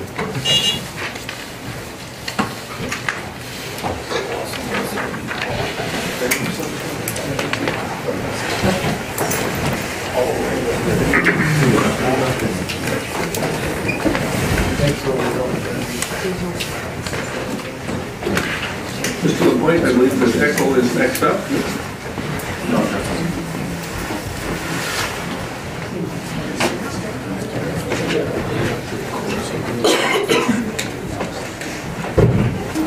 My apologies, I just assumed that he was giving a handwriting. I'm not suggesting you need it, but... No, I'm wearing an earpiece. Excuse me. Appreciate that. We've got some hand signals going on. Yeah, thank you guys for having us out tonight. When I practiced this presentation earlier, it only took me about an hour, so I should have you guys out here by now. So yeah, I'll start out. We'll just go through some 2018 initiatives that we have completed and are currently continuing to do, and really sincerely, I'm joking. The presentation will go pretty quickly. So we completed in the spring our storefront program. So it's we funded 5 projects. And $10,000 of funding support earmarked to local businesses. And we always kind of say earmarked on that one because we wait until the projects are completed before we provide the funding. So, and we said we're advancing the downtown area redevelopment plan goals and objectives with that storefront project. We renewed our social media breakfast sponsorship for 2018, and that's something we hope to continue doing. That program is gaining a lot of momentum throughout the city, and so we're happy to continue supporting that. We launched our business emergency fund, which is kind of an interesting project for us, and it really allows businesses to access up to $2,500, and it's kind of a gift and loan. So there's a $500 gifting piece, and the rest of it is a loan from our group, and that's really to cover non-insurable losses, things like vandalism and stuff like that we've seen happening in our business community. Placemaker local rewards program, so that's really picking up some momentum for us right now. We currently have 18 businesses participating in the program. We hope to see that grow and continue growing. And we're working on a business incubator / co-working space in conjunction with Burman University. So this is kind of a project we've been talking about right from the get-go with ECHO, and we're excited to see this really actually gaining some momentum. We've got some grant applications that Burman is managing, and we really hope to see that kind of come to fruition in the next year or so. So that's, so ECHO Energy in 2018. So our goal is to increase the number of subscribers to ECHO Energy up to 400 by the end of 2018. We're currently sitting at about 370, so we're maintaining faith that that's going to pull through for us, and which was expecting to net $40,000, which is a significant contribution that we have the ability to put back into the community, and we're excited about that. And then we're going to target $50,000 in 2019. So we're actually exploring some financing options for the group to take the lead on this initiative. So we really would like to see ECHO Energy become self-sustaining, and so we're working on some things so that we can eventually do that in the future. And we're really embracing some promotional opportunities. We've got some rink board advertising, Lacombe Chamber Trade Show. We do some free movie screenings. We try to do one quarterly through ECHO Energy, and that's really just for our customers only. And those seem to be very popular, and we're going to continue to do that stuff. And then we do quite a bit of sponsorship support, including major local festivals, and Small Business Week training is something that we're working on and continuing to do as well. So the ECHO Lacombe Funds, this is kind of a short list of things that we sponsored this year. And so U-turn centers, we've helped them out with a high efficiency lighting project that they completed. And the Lacombe District Historical Society Blacksmith Shop improvements, we just did that grant presentation a couple weeks ago actually. And then we're working on a project with Lacombe Fish and Game right now. It's kind of under review and not official yet, so we're not making any announcements there tonight. So moving into 2019. So some of the things we're really going to focus on in 2019, we want to advance the Placemaker Rewards program. So we really see that as a net benefit to the community as well as to the businesses that use it. And so once we see that program continue to build momentum, I think we'll all realize some greater value from it. We want to try and grow Echo Energy to 50,000 accounts, which, like I mentioned earlier, would be $50,000 that we will put back into the community through funding and grant funding and those types of things. We're going to work with local intel to develop a how to start a business interface, and so that'll be hosted on the Echo site, the city site, and the chamber site, so that'll be an exciting project. We're going to create a new Echo Lacombe Fund scholarship, so that's we're going to work in conjunction with Burman University on that. Fund a new chamber award, so a community activism or young entrepreneur type award through the Chamber of Commerce Business Awards, and so that'll be an exciting project for us, just another way for us to kind of spread our reach in the things that we're able to support. And we're going to explore a community investment fund, and so we say explore because we really haven't hashed out what the details of that will look like exactly, but that's some stuff that's going on in other areas we think we would be able to do as well. And the investigate physician attraction and recruitment strategy, this is kind of something that is slowly starting to come into Lacombe, and we really don't have a whole lot of details exactly how that will work yet, but it's a project we think would be a great net benefit to the community, and we'll get behind it if we can. Sorry, I'm just a couple more things. So the researching funding option to support a solar farm, so that ties back into, I've mentioned us trying to become self-sustaining, and so we think that there's an opportunity for us to have an asset through a solar farm that will also be a revenue generator for us. And so eventually that would mean that we can become kind of a self-sustaining independent organization, which is helpful for everybody. And just ongoing initiatives, the storefront enhancement, partnership and community granting that we'll continue to do that we've been supporting right from the onset. And the next one is just our budget. And so we have the continued contribution from the city of Lacombe of $20,500, which is consistent. And then the other partner contributions and the projected Echo Energy proceeds for 2018. And then our expenses really are the $10,000 for the storefront program and then everything else that we just mentioned.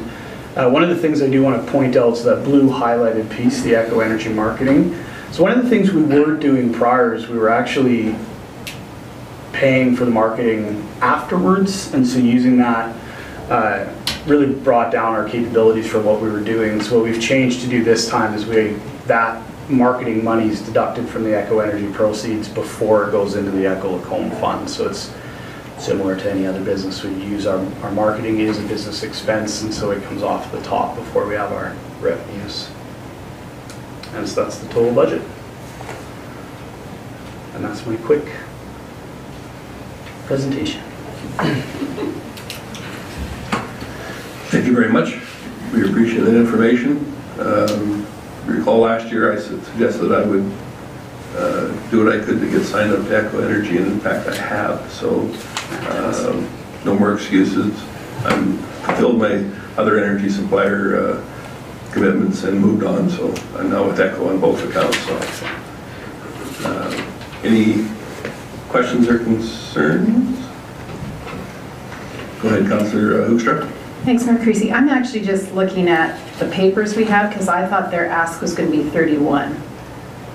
That's what's listed on our council agenda report. But I see your ask is 20,000. Oh, there's someone in the back of the room that's... So Guy will correct me if I say this wrong, but our partner contribution from the city of Lacombe is the $20,500, and the remainder of that 31 comes from funds that are transferred to us to manage, like the storefront enhancement program, which were initially city-funded projects that Echo Lacombe facilitates.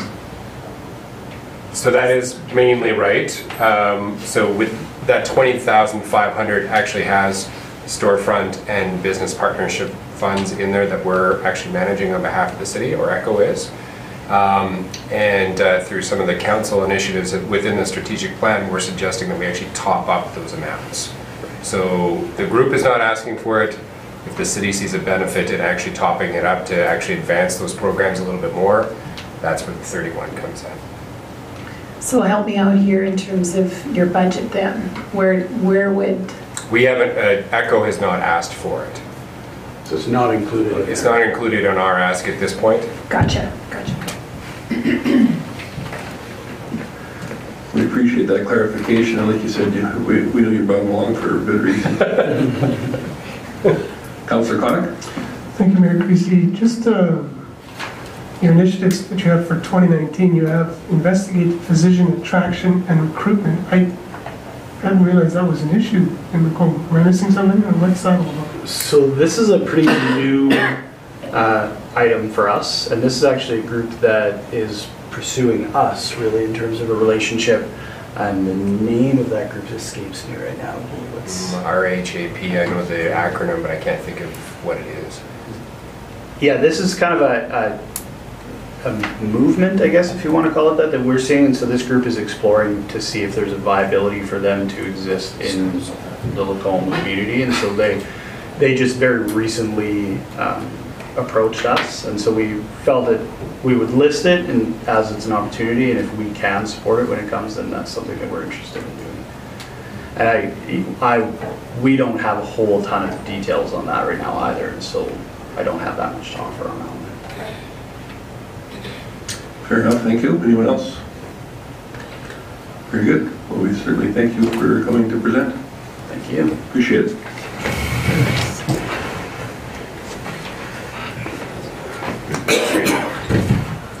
So that concludes the presentation portion of our evening. And go over to page 2. I can tell you my report will be brief because I did not make one this week, and look forward to next meeting to seeing one. So, Councillor Gullickson. Thank you, Mayor Creasy. My report, September 25th to 28th, attended AUMA convention in Red Deer. I sat in on a number of sessions, including corporate planning and finance, which I thought was very interesting, and I understand we have some changes coming to us in the near future that will help us stay on top of things. Not that administration wasn't, but now we'll know that for sure. Had a number of presentations on autonomous vehicles, which I found very interesting. I think their timelines are a little off, but we do need to be prepared for that. And again, talking to my granddaughter the other day, she doesn't plan to get a driver's license. She's just going to get a car credit. And then they did the Destructing the Opioid Crisis. I found that interesting. And if we don't think we have a problem, we're wrong, we do. So we need to be prepared for those issues. I don't think we are ready for it. I know ours may be smaller than other communities, but we do have to be prepared for these issues that will arise from that. Affordable housing, I hate to say that, but I did fall asleep in that one. That may have been the presenters. Grant says he didn't, but I could tell he did. Most of them were excellent sessions, and it certainly was something that I did enjoy, and I thought that the talk regarding the traffic and the changes that we're going to look at in the future were rather important for us, especially with the west area and some of the investments we're making out there that are long-term. I think that those will see the autonomous vehicles come into play. 28th and 29th, I had Harvest Festival. I painted a tile on the mural. I assume everybody's seen the mural. It's terrific. You probably didn't notice my tile. It's on the left side, lower down. You'll notice it. And then I also went to Prairie Sentinel Distilleries. That was enjoyable also, and Blind Man Brewery, which was their three-year anniversary, which was very exciting. We also took in the barbecue, celebrating 40 years of preschool education at Mother Goose. I didn't realize it was that long. And over 3,000 children have gone through that program, and I think it's been a great addition to our community. And then October 3rd, MPC meeting, we had one item on the agenda. And to me, it really highlighted a need that we need to make sure that our land use bylaw and our zoning is set up that developers know exactly what they can do before it goes to these meetings. I think it's extremely important. And that's my report. Thank you. Thank you. Excuse me, Councillor Ross. Thank you, Mayor Creasy. September 27th, 28th, the AMA conference. Obviously, the City Council on October 1st. September 30th, went down to the Lacombe meeting, so discussing the events, bringing more to now the core central downtown, possibly events up at Crown Lake as well, and realigning some advertising for social media and reducing our costs. And October 3rd, meeting of festival committee members to collaborate for the purpose to be more efficient. And also these festivals have grown, thus becoming more of a need for an event planner for all of them. The specialized needs for the website updates, social media, grant writing, and the accounting has become beyond just a volunteer responsibility. So anyways, that's my report. Thank you, Councillor Ross. Councillor Hoekstra.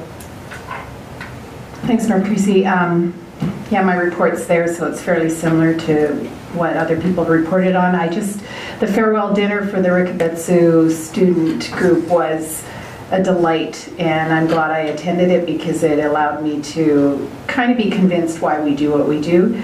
I do think their enthusiasm for visiting here is, of course, far greater than ours for going there, but maybe, as Mayor Creasy said, we should go there because then we would understand it. I gave you details around the Chamber's board meeting. That's a great group to work with. And then last Thursday night I had the Central Alberta Regional Trail Society meeting here. That group is just really optimistic that someday we'll have more trails in Central Alberta, but they're all waiting for Red Deer County. And Red Deer County is the one that holds the control of everything. And now in their strategic plan, it says they're going to develop a trails task force. But when they asked the city, the Red Deer County councillor, he said, we'll look into that. So we're not sure where that sits. So that's an interesting committee to be part of because the only thing that affects us is possibly trails going north, and those also we can't seem to get past landowners going north. But anyhow, that's my report. Thank you. I didn't see any lights going on for the first three here, but if there's any questions, don't be afraid to ask. Councillor Jacobson. Yeah, so I attended most of the morning sessions at AUMA, and so I also attended the opioid crisis one, which I found the most interesting. And I actually had the chance, I saw the presenter, he's the chief medical officer, public health officer of Calgary. I saw him eating lunch by himself, so I took the opportunity to introduce myself and sat down with him. And had a really interesting conversation with him, and the outcome of the conversation is both sort of like encouraging and depressing at the same time. And I asked him, I said, what, as a community ourselves, what can we do about this? And he said, this is just like the tip of the iceberg. It's not even the tip of the iceberg. And he said it's because addiction in general is caused in large part due to, problems with mental health. And he said, by far and away, the largest demographic of people with mental health issues now, and it's unprecedented, is teenagers. And it has to do with all kinds of things. I mean, we can talk about the regular buzzwords of too much screen time and all that, but he said essentially it comes down to disconnectedness. And he said we have unprecedented levels of disconnectedness in our society now, and it's manifesting itself in mental health problems. And he said, once these teenagers, this group of teenagers now are going to hit their 30s, which as we saw is the hugest demographic for people with addictions problem, he said the problems are going to be off the chart. So that's all fun to think about. But I had just mentioned to him that in our, we had just tossed the idea around a little bit when we were discussing in the Cannabis Readiness Committee, what are we going to do with this, with extra money that is coming.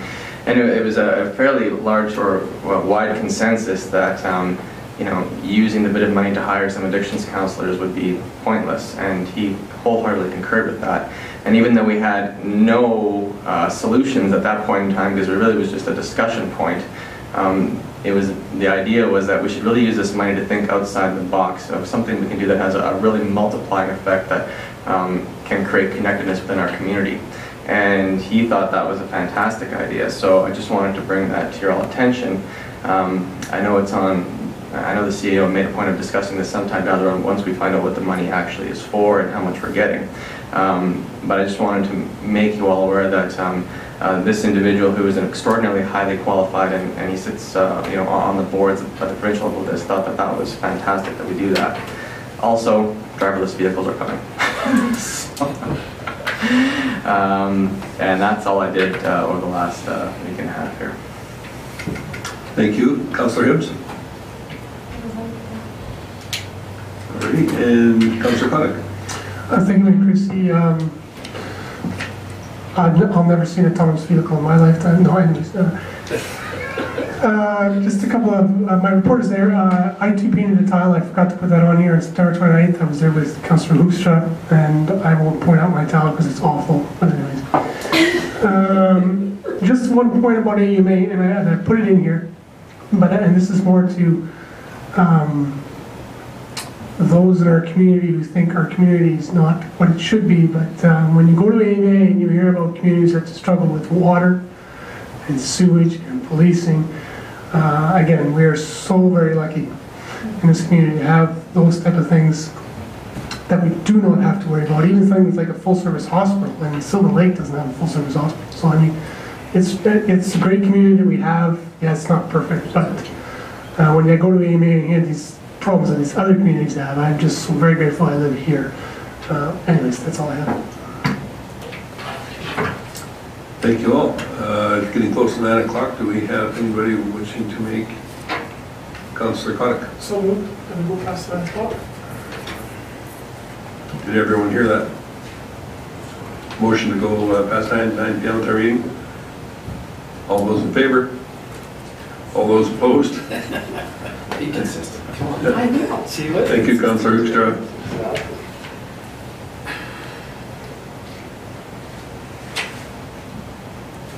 I believe the only other item that we have before us is the in-camera item, so if somebody would care to move that as well. Am I missing anything before we go in camera? Very good. Councillor Jacobson? No? Oh, all right. No. Councillor Collickson? Thank you, Mayor Creasy. I'll move we go into camera.